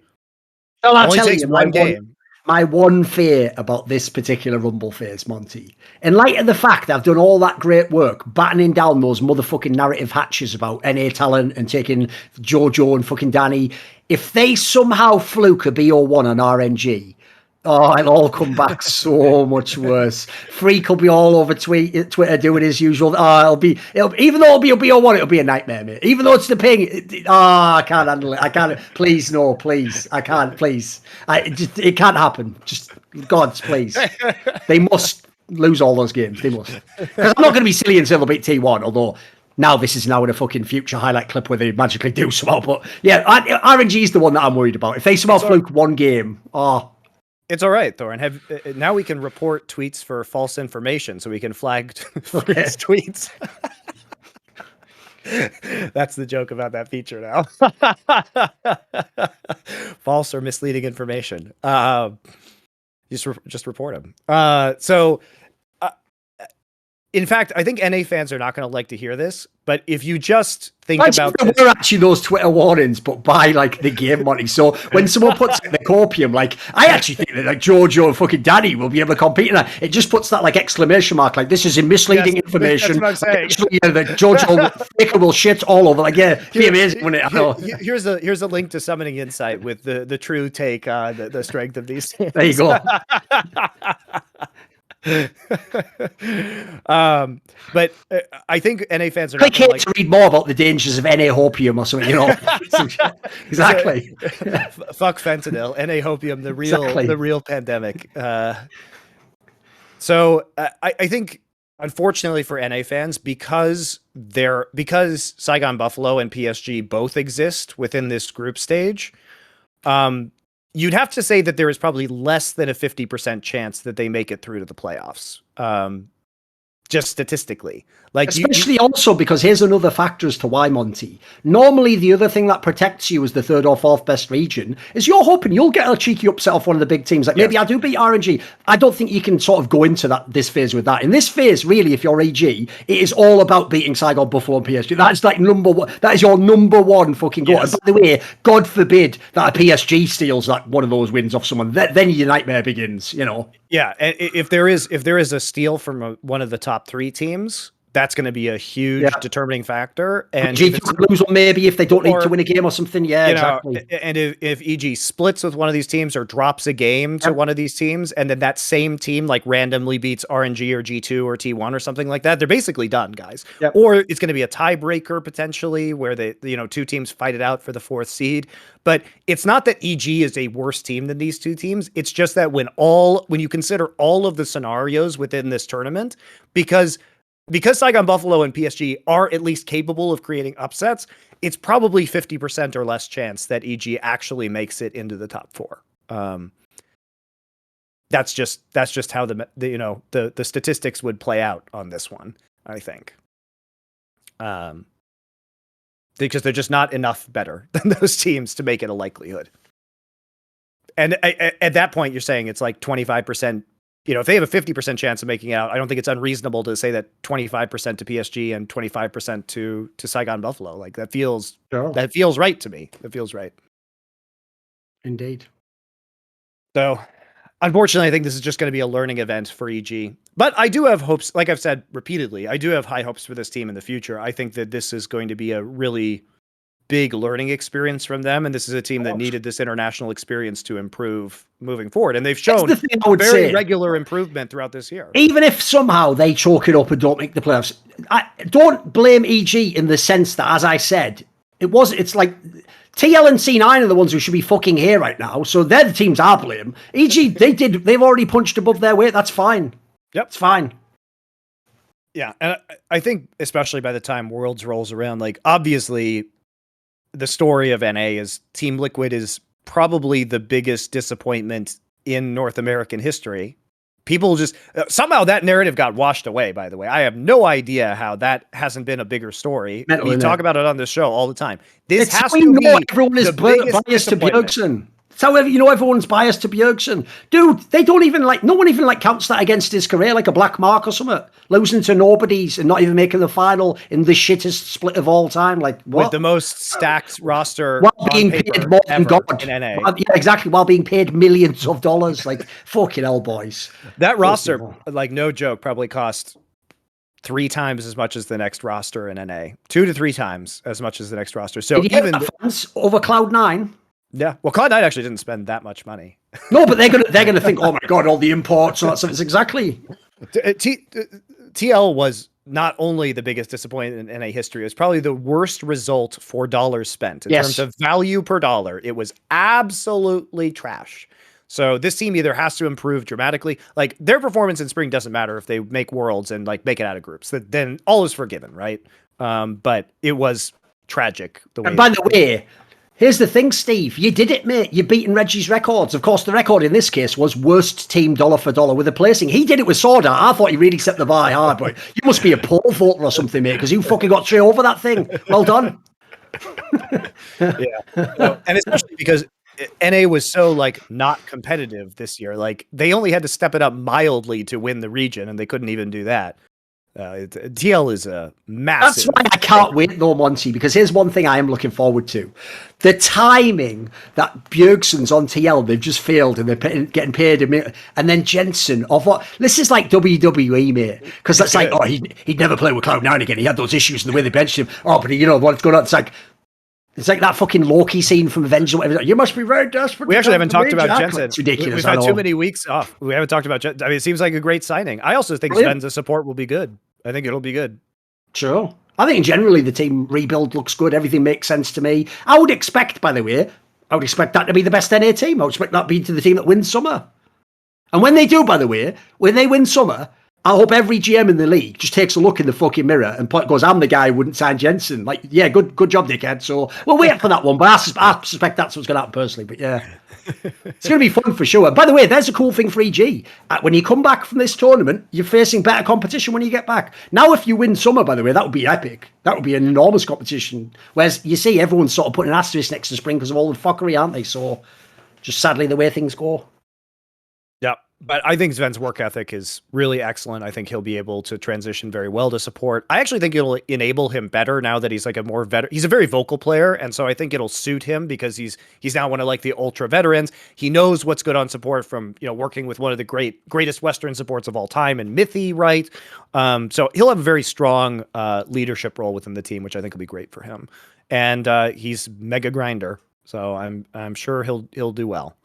Might be a little bit rough out of the gate, as you might expect, but I think in the long term, this is a really good switch. Also, switching Fudge back to top makes sense. Having Jensen makes sense. And continuing with Blabber and Berserker makes sense. So it does. The competition is not so high that this team can't, make a strong run and end up at the World Championship. But you guys said LS did nothing as Horchin career. He got Jensen and Cloud9 back together again. That's like fucking Maury Povich level shit, mate. What's he doing there? It's fucking amazing. He's you the are matchmaker. The father. Exactly. That's like, no, fucking I know. He's the matchmaker. All right. Any other teams you want to talk about?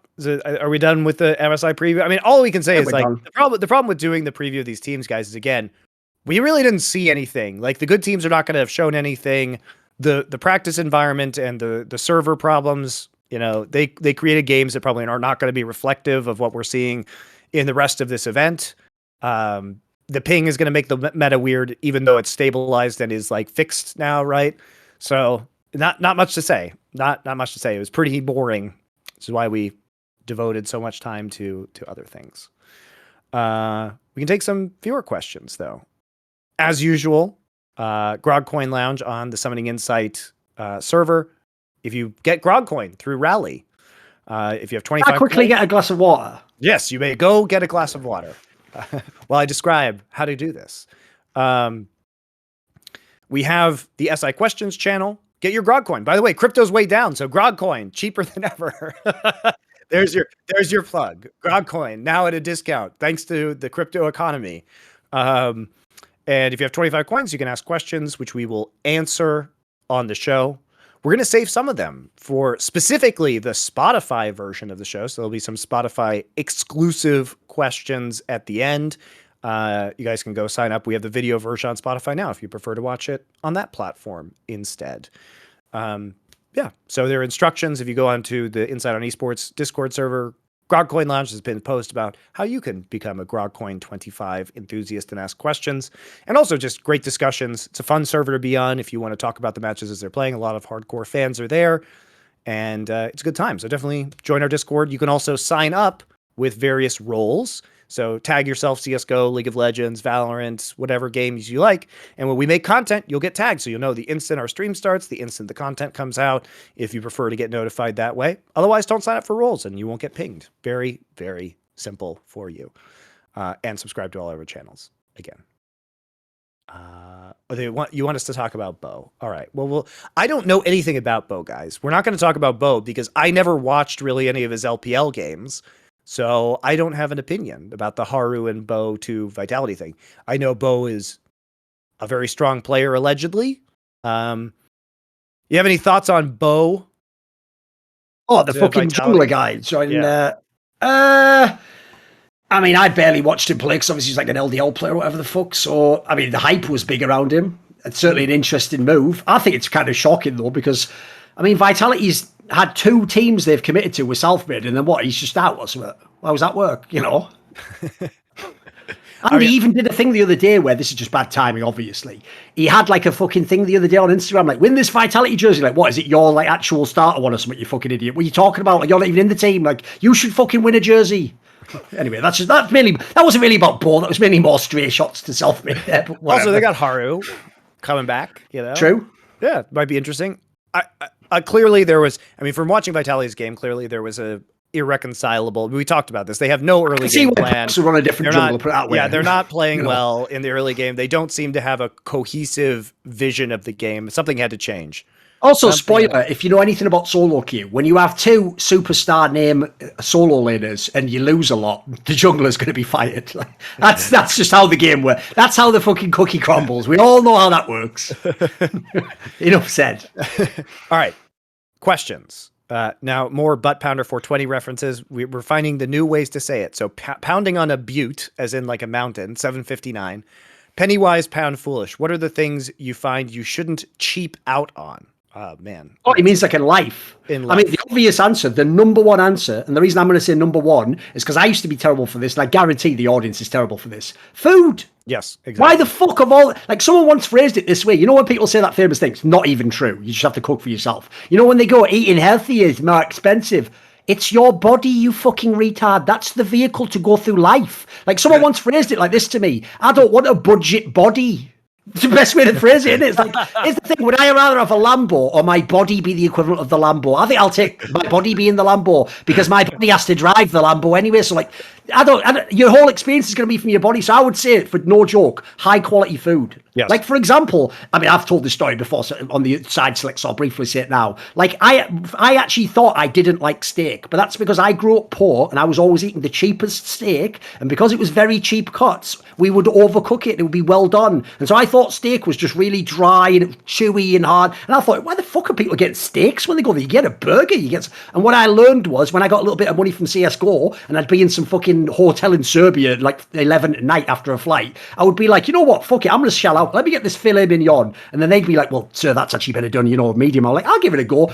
It's like change your life, mate. It's about 1,000 times more flavour, texture. You're like, this, suddenly realised what food's all about. Like, I was just going for the stupid, like, little chemical taste in your brain, like the little rat pressing the buzzer, the dopamine thing or whatever.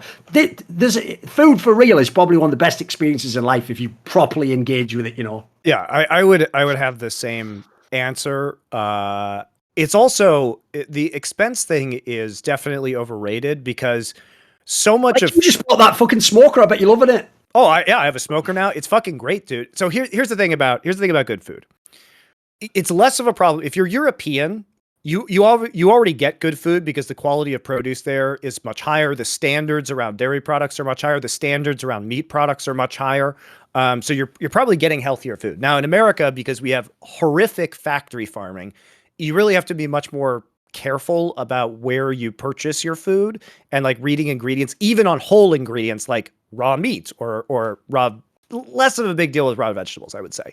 But with like raw meat, I tend to go to butchers, like, actual butchers, not your fucking grocery store, but like a butcher who I know has locally raised meat that's not raised in a garbage way and pumped full of antibiotics and chemicals, and like that's pasture raised on grass. Right. And yes, is it more expensive? Sure. But here's the way you get around that, guys. You don't just buy fucking steaks. Now, steaks are great and they are expensive from those butchers. If you have a smoker, my smoker costs $200, guys. They're not expensive. You have to have an outside to put them in. So, and they are, it takes time to learn how to use them. But there are many ways. Pressure cookers, Instant Pot's a great way. You can cook cheaper cuts of meat from a good butcher in large quantities. Like a pork shoulder, even from a good butcher, is not going to be that expensive, but it's going to have 8 pounds of meat on it.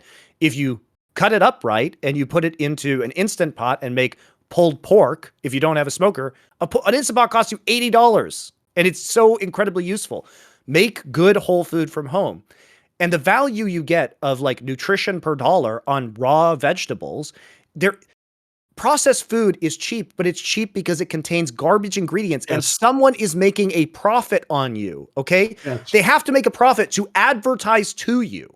So your calories, the calories that you're getting, where you get the extra margin by putting some shite in there. Yeah, exactly. It's fucking like high fructose corn syrup or hydrogenated oils. Like everything sweet, artificial sweeteners, everything. Yeah. Terrible for you. Just buy some fucking broccoli and learn how to cook it properly. It's not that hard. People have actually, now that I post all these photos online, people asking me if I want to do like cooking streams. Cause here's the funny thing. I've even had a bunch of pro players and casters like privately message me and say like, can you do cooking streams? Or like, how did you learn how to cook? So I might do some of that stuff in the future because I think there is a desire among people to understand how to do that.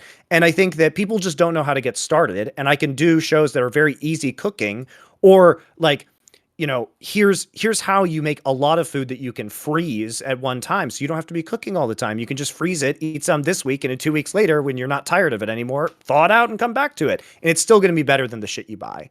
The other thing that I think you shouldn't cheap out on, this is going to be an interesting one, is shoes.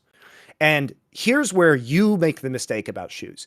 You're like, I need the latest Adidas drop. And it's like some fucking like garbage sneaker that's going to fall apart in a year or two. I literally have Red Wing boots, Iron Rangers, that I've had for 12 years.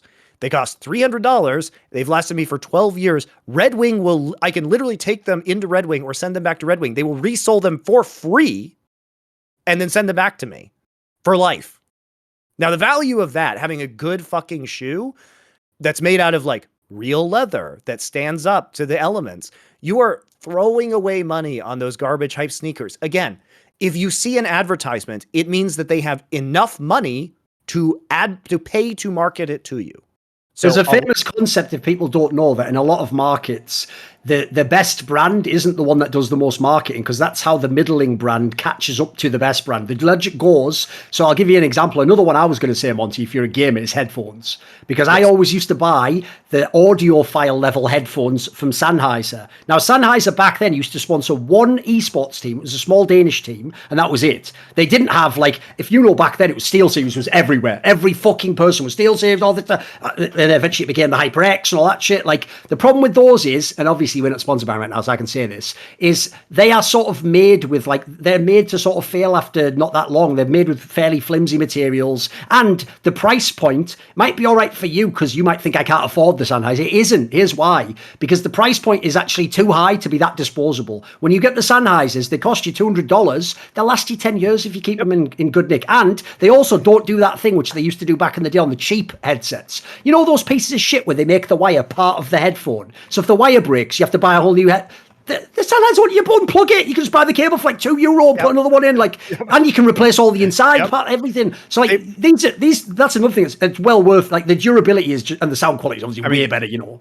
These are Audio-Technica A50s or M50Xs, and these have lasted me for years. And the other things you shouldn't cheap out on, by the way, are obviously like chairs and mattresses. Like, you spend what, half your life in these things? Chair's a good one, sure, yeah. I have an Aeron from Herman Miller, and don't buy it new, by the way. My wife got this for me as a gift, but there are tons of these corporations that go out of business, and they sell a bunch of like slightly used Aeron chairs. So they're just sitting in warehouses. Go on like Facebook Marketplace and just find someplace near you that's selling like basically brand new Aerons for half price. And a good mattress. You fucking sleep on that every night. It will wreck your body if you have a shit mattress. And there are tons of good mattresses, like the direct-to-consumer mattress companies like Purple and Lisa and like all these other brands are great. You know, because again, it's about marketing, and like they don't have stores, so they cut their overhead so they can sell good shit to you at a cheaper price. Marketing, it's not that good things can't be marketed. It's just that you should be suspicious of things that are marketed. Oh, and then the one other thing is, don't cheap out on a mid laner if you're EG. Bit targeted, that one, I will admit. It's not really that great advice for the fans, but just saying, you know. Got any esports jokes that make fun of people's IDs/names, like Shi Jin 35 ping? Okay, that's pretty funny. Let me think. Are there any that are obvious like that?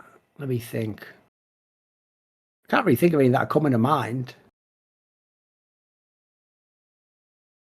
I mean, I could make like a shit joke. Like, what wasn't it like Saigon Buffalo have like a mid laner called Froggy and then like an ADC called Shogun? And it was like, you're so close to Froggun. Whatever. Listen, I'm fucking working with scraps here, boys. I haven't got anything. Whatever. I came up with something on the fly. All right, sorry. TSM were so shockingly bad that they were the most talked about team in the LCS in spring. Was this their secret strategy all along? Is it true that any press is good press in esports? I mean, yes, any press is good press in esports. That's true in everything. Although, to be fair, they are doing their best to prove that wrong with the general press. You know, like they are doing their best on that one. That's like it's the Thorin strategy, or trending on Twitter, but maybe not for the reason you want to be. But the point is, you're still relevant because you're trending on Twitter. My favorite moment about that first day was just that screenshot where the two most trending things in Europe was Saudis and then fucking Thorin. And you're going to think like just Thorin said, no, just me. Just it's all of Saudi Arabia, which is doing all sorts of shit in the world and buying up all the properties, and then just a British guy, an old boomer from Quake. He was second on the list. Like, give me a break. Like, this has gone too far. And the joke is, if people don't know, the primary sentiment expressed, which made me trend on Twitter, was that I'm irrelevant. These people are beyond. They don't have self-awareness. There is no self-awareness. I mean, the Kardashians are probably the least relevant people to ever be famous in human history, but they're still extraordinarily fucking famous, and some of them are billionaires now. So it doesn't matter, guys. There's an Oscar Wilde quote from The Importance of Being Earnest, which is, "The only thing worse than being talked about is not being talked about," which is 100% true. Exactly. Both EG and G2 won spring 2022 in similar fashions, middling splits, but insane lower bracket runs in playoffs. That was a fun parallel. Can you speculate if there is a commonality between their circumstances that caused this phenomena to occur, or was it a coincidental that each of their opponents' mental boomed? I think we actually addressed this earlier when I talked about their rise coming through to MSI. I think they did it for different reasons. I think EG's opponents boomed harder than G2's opponents. And I think that G2, I mean, Caps's play was also a huge part of G2's win, and also Flacket and Targamas stepping up. And EG found, I think, their groove really, the meta suited them very well for what they wanted to do and how they wanted to allocate resources. I also think the only difference is this. Even though drafting played a huge role in both teams' success, the difference was this. It looks like EG was just like, we're just going in a different direction in the meta. You figure out a solution. And no one did.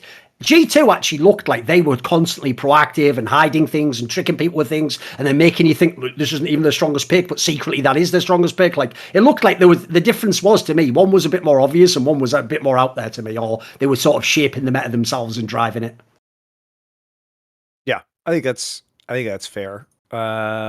Let's go back to a classic Thorin question. The original series of Reflections had a segment where Thorin used to say, aliens come to Earth and challenge us to a league match. They want our best 5 players. Classic Thorin question. Assuming you would have to be in the same scenario, which players would you take in their peak singular split? 2018 Summer, The Shy, etc. If people don't know, we'll do that in a sec. But if people don't know, the reason I stopped doing that question, because it's a brilliant question, right? It isn't. It's a terrible question because in the same way as if you play in bronze, you can't do top lane plays as if you're in LCK because you don't have an LCK jungler. In the same sense, asking a question like that of stupid kids who are 19, emotionally 14, who've only played video games their whole life, never had a real job, are told by everyone in the world they're a genius and they get paid more than their dad does in 3 months in 1 month. You can't say to that person, entertain me with your imagination and your brilliant... They don't have anything. So all they would do, Monty, was you'd think, oh, this could be great. Half of them would say just their current teammates and think that was like, got him. It's like, you didn't get anyone. You just ruined the whole interview question. Or they would just do something like... they would all... It's like why Mount Rushmore's. I had to change the feature of that, if you remember when I did that series. It couldn't really be the Mount Rushmore because every fucker just said the same 4 names. So the problem is, when you do that, you want someone to come with a really unique flair to it. So we'll do that now, because here's the thing, Monty. I don't think on this, it has to be that episode we did of who are the GOATs of every role. In this scenario, because it's specifically... Yes, we're picking someone in one game to be aliens. That's the cool part. It's not to do it win LCK or Worlds. So first of all, I'm definitely taking the Shy in the top lane because I think he is an alien. I don't think anyone knows how his mind works. I can never predict myself, even by the champion, if he thinks he is the carry or a fucking tank. He himself appears to have a totally different split personality when he does interviews that doesn't know who the other personality is. It's like some sort of fucking alter situation going on there or something. And then on top of that, he's mega skilled. He is so fucking skilled. So I would definitely have that guy because he's gonna just fucking... It's gonna be a nightmare to play against him. So I'll take the Shy top lane. Who we go for jungle though?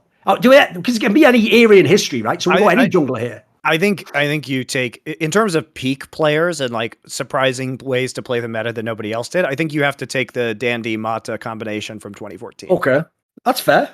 I mean, they were both levels above any other support, and then as a duo, obviously it was ridiculous. Like they were just cheating at that point. That's why we've always made that point. I won't make it the end where they just ran to each other and it's like, we did it. No, oh yeah, you as well, but yes, we did it. Yeah, like Looper, you really helped us, Looper. Good job, Looper. Looper's just like sitting there, like drool, just like.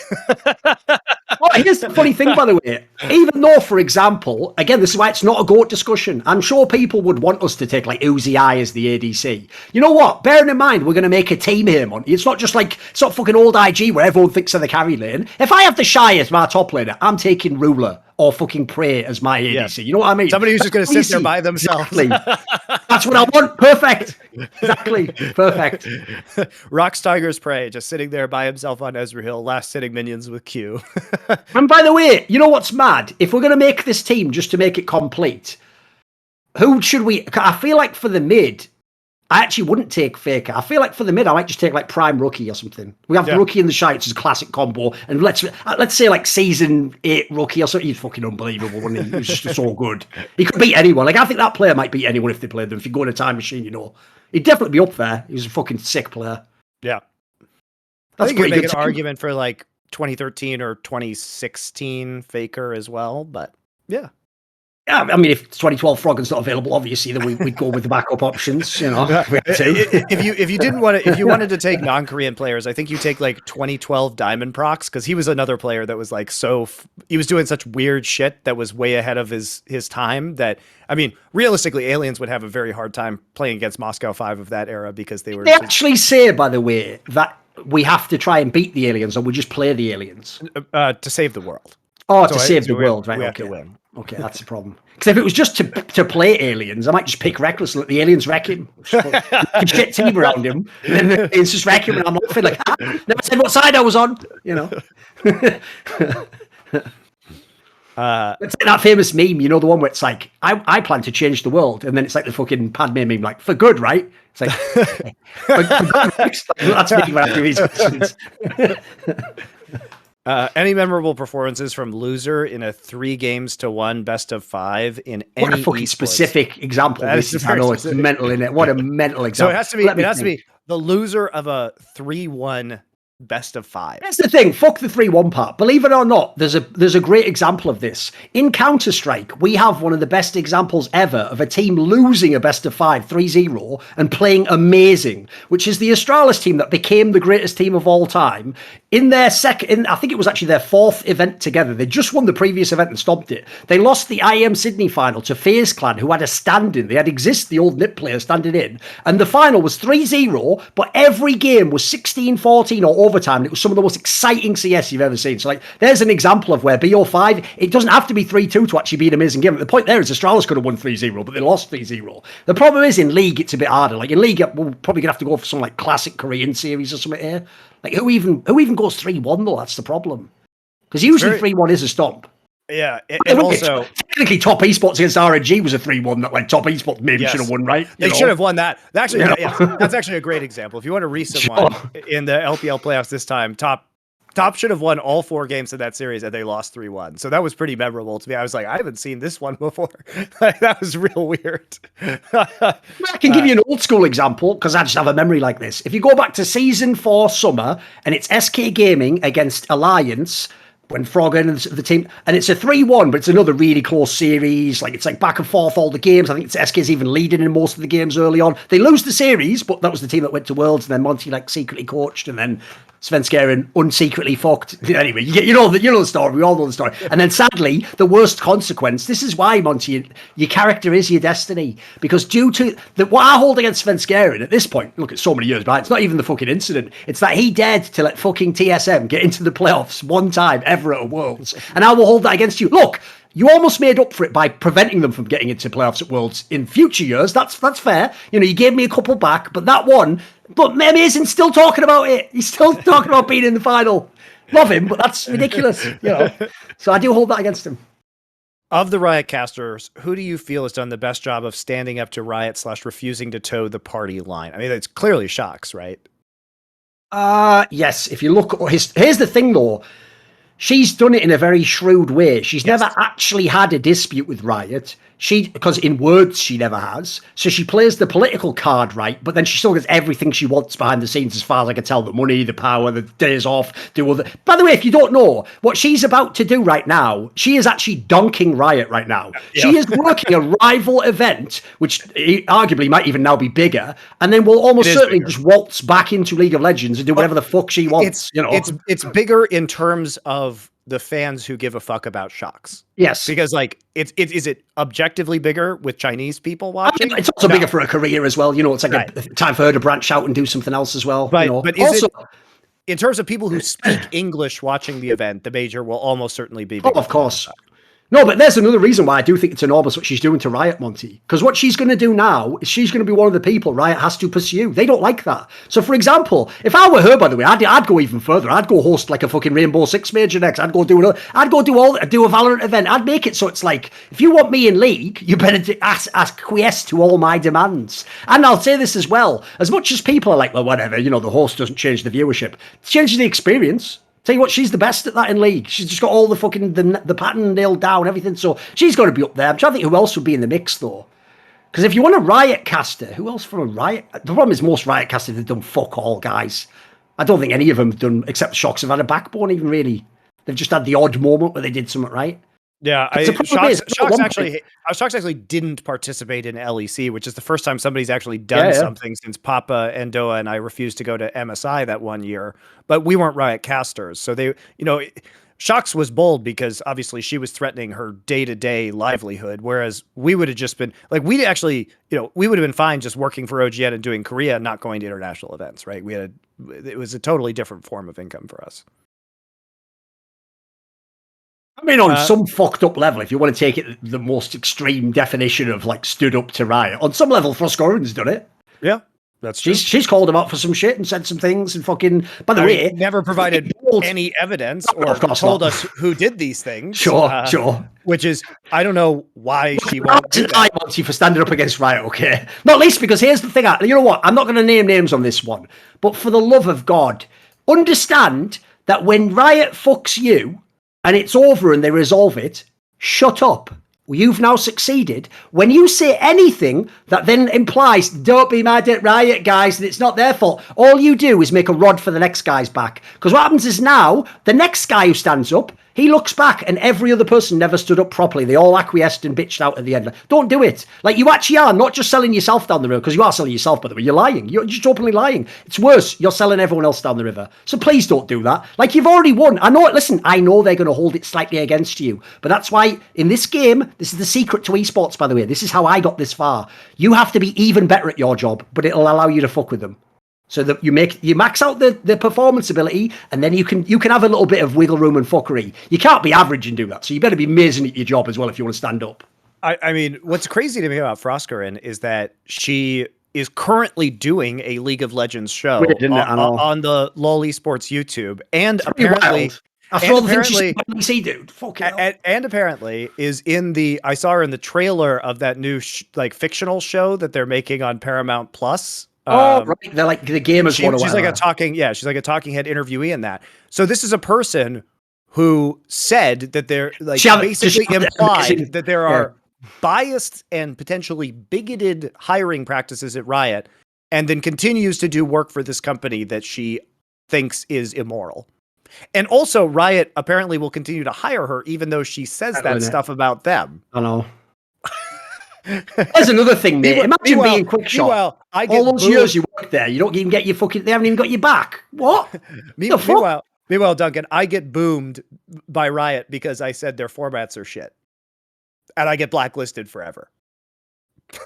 The problem is Riot's never had any fucking logic on that, have they? Like, Tyler 1 became a streaming person. Dom was like verboten for 4 years because he said his skin was shit. Like, give me a break. So you can literally accuse them of being bigots and they'll still hire you, and you will still work for them even though you think they are immoral. But I am blacklisted by saying their format is garbage. We forgot one name, and he's a rookie still in my books, but he earned it on this one. Cadril actually did low-key fucking... Yes. He pushed back a bit. He did. He had a little bit of game. He didn't roll over. Fair play. For Thorin, have you ever thought about similarities between OG in TI 8 and 9 and G2 in Season 9 and 10? So it's a Dota versus LoL comparison. Some interesting parallels, unconventional hero choices / styles, very friendly atmosphere, won international tournaments over the favorite like G2 at MSI. The problem would be this. Those parallels are great. You notice that wasn't a question. It was just him telling me the parallels he sees between the two teams. Like, what am I supposed to say? No. Right? So here's the actual answer I'll give, which is those parallels do fit. Like, they won with unusual things and they had weird flexes and stuff. Here's the problem.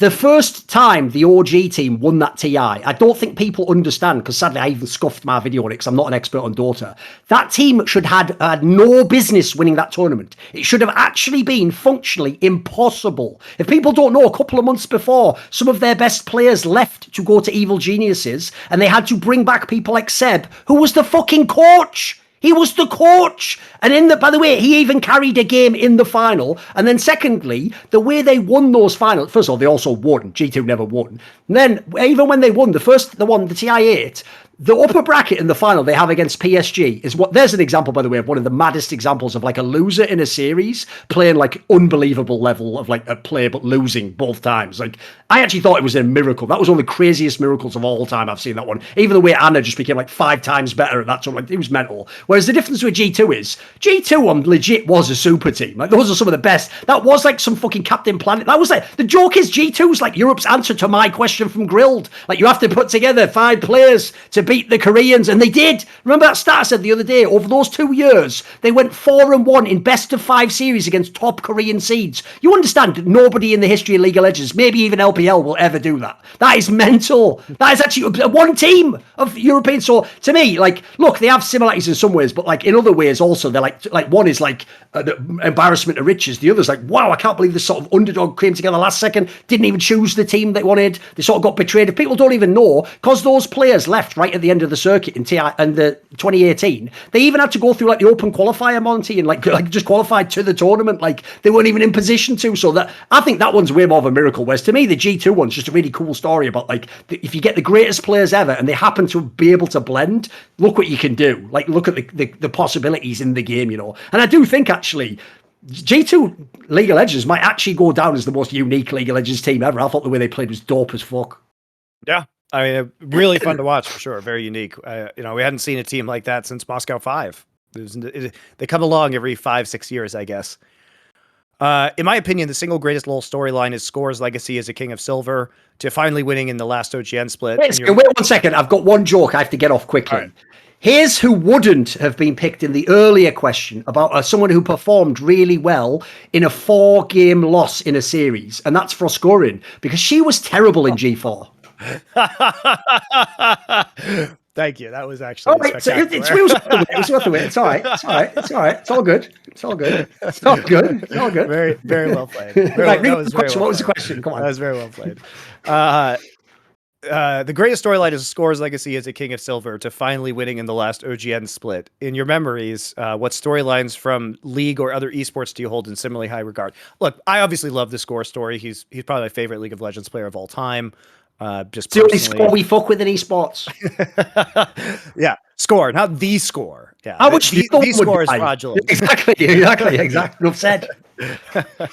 Score is great. I mean, there are some fucking incredible Brood War storylines. Like sure. Savior's storyline, while tragic, is incredible. From breakout genius, flipping the tables on difficult matchups, rising as a star super fast, being incredibly dominant, Bonjois, only non-Terran Bonjois, into match fixing and going to prison. That one's pretty epic. By the way, there's a cool angle on that as well that I've actually come up with, that I just put the pieces together differently. I actually genuinely think the reason he match fixed, because this is a key detail people don't know, he claims he didn't throw any games himself. He definitely had a couple I think you can just look at and he threw, right? But in general, the thing he got in trouble for was getting a load of the other younger players, even in other teams like Sparky, getting them to come in on the match fix and sort of like introducing them to the person or tell. And so here's what that means to me. I think because in the game, his style of play was like, I'm supposed to lose. I'm on the weaker race. I'm supposed to be behind, but like I'm setting up traps. I'm out thinking you. I'm out maneuvering you. No one can catch me. I can do anything. I can always be bigger. I think he sort of just got that ego in real life. And he was just like, I can do anything. I can manipulate the whole scene. It's all mine. It's all mine. And the last detail to mention is this. This detail had to exist. I heard it from a legit source in the Korean scene, because this is what you do in the movies, the last scene, Monty. So obviously in the movie, if people don't understand, he not only fell off his game quite drastically in the last couple of years, but then he obviously got banned for match fixing. The story goes that even in the years he'd like fallen off and the match fixing stuff was going on and everyone's like, he's just not as good. Supposedly, in practice, he would still maintain win rates over like Flash and J-Dong and stuff like that. But it's like a dirty secret no one's allowed to say now. That's what I heard. And that is how the movie would end, wouldn't it? Because you threw it all away, but then it's like, you know, you're just lonely in a gym somewhere bouncing a ball. Then suddenly that door opens. It's like J-Dong, like, it's time to test yourself, old man. You're like, that's what you do. That is exactly how the scene would be a sick movie. That'd be the end of the movie. You just beat some 9-8. He's like, you know, come back when you got the game to beat me, or like some shit like that. Exactly. I still control the game. So that is a brilliant Brood War one for sure. For CS, Let me think. Oh, it's obvious. What people don't know is this is what's sad. The people who are bandwagoners don't even know how cool the Astralis story is. Because here's what's amazing about the Astralis story. The greatest team ever in CSGO history is Astralis in terms of majors won, records, eras. And 3 of their players, including the star player, were one of the greatest choker teams for 3 or 4 years before that. So they went from biggest... This is like, guys, if KT had choked for 3 years, then become better than T1, and they'd won all the worlds, and they'd won more worlds than fucking T1, and they won the last kicker of all. That was so genius. Just to make the story perfect. They then made someone their Astralis bitch, because they made Team Liquid their Astralis, who could never beat them. So it's like... That's one of the coolest turnaround storylines I've ever seen, because normally that never happens. If you don't know, the guys who choke a lot, you're lucky if you just get over the line and sort of win 1 or 2, and you're off, I got a couple. You almost never become the most clutch. Like, that's absurd to do that sort of... That's almost like a character switch, I think that would be a movie as well, by the way. That's an amazing fucking movie or TV series, I mean, the rise of the Brazilian players too, from Luminosity to the SK. Original one. Yeah, the original major winning roster. That was it. I'll give a league equivalent. That was like if LMS hadn't just... I mean, I guess LMS did win that Worlds, but that was a fluke. Let's imagine, when like season 5, when the 2 LMS teams made the playoffs, right? Imagine if you did that, and that was already an accomplishment, make playoffs, make top 8. Imagine if a year later they just won Worlds. That's what the Brazilians did. They took a minor region, just moved to the bigger region, and became the best in the world. That's the thing. Sure. They didn't even move to Europe. They moved to a region. It would be like a Brazilian team moved to LCS, yes, and then won Worlds through LCS. Yes, that was crazy. Pretty epic. And they even did it, by the way, in movie fashion as well. Like, they legitimately were all like in one house. Like, 2 of them were like sharing a single bed. They were like all fucking sleeping on floors. It was like the rags to riches amazing fucking story you'd want in a movie, for sure. They even had the best player in the world. All right. Butt Pounder 420 with the classic Butt Pounder 420 question. With the first Corral hoedown of 2022 finally underway, what have been the most jovial and lighthearted jokes you have received so far, and have you looked back and reflected upon your egregious misbehavior trademark? Oh, by the way, you'd love that. I'll tell you the premise, right? There was someone who I can't remember who it was. It was just a random account on Twitter. There was an account on Twitter. Oh, actually, I've just realised you do know who I'm referring to, actually. I won't say the name here because fuck people like that who hate us, right? Basically, so when I first said my comment that like this player is the most overrated in history, right? This person said, like, now that Thorin is behaving egregiously bad or something, like, really? You must work for Riot the way you've fucking destroyed those words. Like, mate, you are aware in esports, people have raped people and gotten away with it. People have fucking stolen money. There are people right now in esports who are bombing children. Right now. And I'm behaving egregiously badly because, check notes, I did a tweet about how well a video game player played video games. Checks notes on my Twitter timeline with no tags. Also, you didn't even say that player was bad. By the way, it's me breathing behaving egregiously as well. Like, what the fuck is your metric? By the way, guys, it is this one though. If you don't know as well, Monty, there was a classic British comedy, like lowbrow comedy show. It's called Men Behaving Badly. So there should just be one, Thorin behaving egregiously. That's the new show coming on Insight on Esports League of Legends soon. Just be chronicling my life on Twitter. Exactly. But it's so funny because you could be the best player of all time and still be overrated. Like, that's not. Do you want to know the funny thing, Monty? Between fan sentiment and your actual level. It's not necessarily saying you're bad. Even though this isn't a direct one-for-one analogy, storyline and narrative-wise, the example's easy. If you're in League, you're going to know immediately what I'm going to say, but CSGO fans don't follow League. It's like when people tell you Bengi's the best jungler of all time. That's what they're doing to me. They're telling me that, and I'm like, bro, first of all, you're playing with, like, the best, though. Like, how that doesn't factor it. So, like, yeah, it's like that. Basically, here's the difference, though. In League, like, Korean fans would melt down, but people wouldn't wig out because you said that. Like, Bengi's the most overrated jungler ever. Like, the problem here is the fan base. It's not the opinion. It's the fan base. And it's who you said it about. I'll also say this as well. The one area I maybe did slip up is this. I have a weird thing where, because I believe, essentially my whole philosophy is truth over everything. And I mean everything. I actually think that even when someone succeeds, so that was an enormous moment. If you don't know it, no one even thought Imperial would make it this far. There was supposed to be a bust as an entire lineup, a waste of money. Spoiler, I found out how much they make. They are a massive waste of money. I was wrong with that tweet. Doesn't qualify it at all. We'll see if they're alive in a year as a team. But when they got to that point, here's the problem. That's like when a legendary player has that one last. It was like a last dance. You got that one. You're not last dance. You're not going to win the tournament. But like you one last run in you. One last little run up there. The problem is if you then do come out and your sentiment is sort of like, yeah, but we can all agree that guy we all love's doing one last run. He's not that good though, is he? Was he ever? Like, true, that is going to rile up a lot of people, I will say. I'm aware of that. It's just that just doesn't justify people being horrible, does it? So whatever. That was one of the funnier ones. Behaving egregiously is pretty good. That's pretty up there. I mean, I do like the ones in general, by the way, where people just like, it's such a massive reach. So, they'll just do some mad one like the obvious angles. Like, if you criticize any player, you just must be racist against those people. Okay.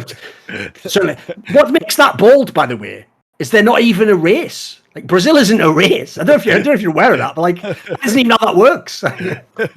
What I think is hilarious is that they all just think calling you gay is like somehow super offensive, and then what they do is they're like, "You like men, ha ha," and I'm like, okay, whatever. And they send you pictures of them. Yeah, and then they send you naked pictures or like they Photoshop your head on like the crotch of a naked dude. And I'm like, you guys spent all this time making super gay stuff. That's more gay than calling someone gay. Like, are you ready for the best one? There's a very particular phrasing they use, Monty, and I admit in translation it must be lost a little something. Phrase goes like this. It's a meme they all spam. When you hear this, you will know how utterly ludicrous Brazilians are and how hilarious. But this is hilarious though. All they spam at you goes, when you hit translate, it says, "It sounds like you want dick but are afraid to ask for it." That is the maddest thing anyone's ever said to me in my entire life. Listen, I'm not even going to comment on the veracity, but it's just so out there. Listen, coming straight out of left field, no warning. You sound like you want dick, but don't know how to ask for it. First of all, why is that even the fantasy scenario in your mind? Again, it's like they're just going, ha, ha, and then imagine if you sucked the guy's dick, and then he just all over your face, and then you'd be gay. Oh, sorry. He's the gay one, ladies and gentlemen. What are we doing here? This is mental. I was talking about video games. But it's also like the projection is just insane. And this is like a country that is the max, like they have maximum obsession with watching like sweaty men run around over any other country on the planet. It's like, meanwhile, they're just sitting in their computer. They're like, let me just stare at this naked man while I Photoshop Thorin onto it for 30 minutes. I'm not the gay one. Do you remember also, Monty, what's the most famous sport aside from soccer to come from Brazil? Jiu-jitsu? Oh, the one where you put your nuts in people's faces and that's like a fucking dominant position and he has to tap out. Fucking hell, lads. I don't want to let you know anything. Bloody hell. All right. Well, I can see why you might be a bit insecure now. Fucking hell. And also, final detail, in case people don't know, because people in League aren't going to believe me. So go look up Richard Lewis's work and search it online.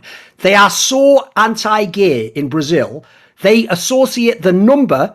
I'm not saying a football. The number, the fucking Arabic numerals, 24, the number 24, the one that comes after 23, between 25, the number 24, they associate with gay, so they don't use 24. People won't play football with 24. And are you ready? This is real, Monty. People buy birthday cakes that say, "Happy birthday, 23 plus 1. Don't they also not have 24th floors? That might even be true too. Even though I don't know what that is. Sure, then the gig goes to the 24th floor. That'd make more sense, wouldn't it? Have that just be a party floor. Think it through. Or whatever. They haven't thought that business one through, have they? Anyway, very, very strange. Very strange. All I'm going to say is if you made a movie in Brazil called The 24th Floor, it'd be very different to, it'd be like a sci-fi movie in America. So, like those.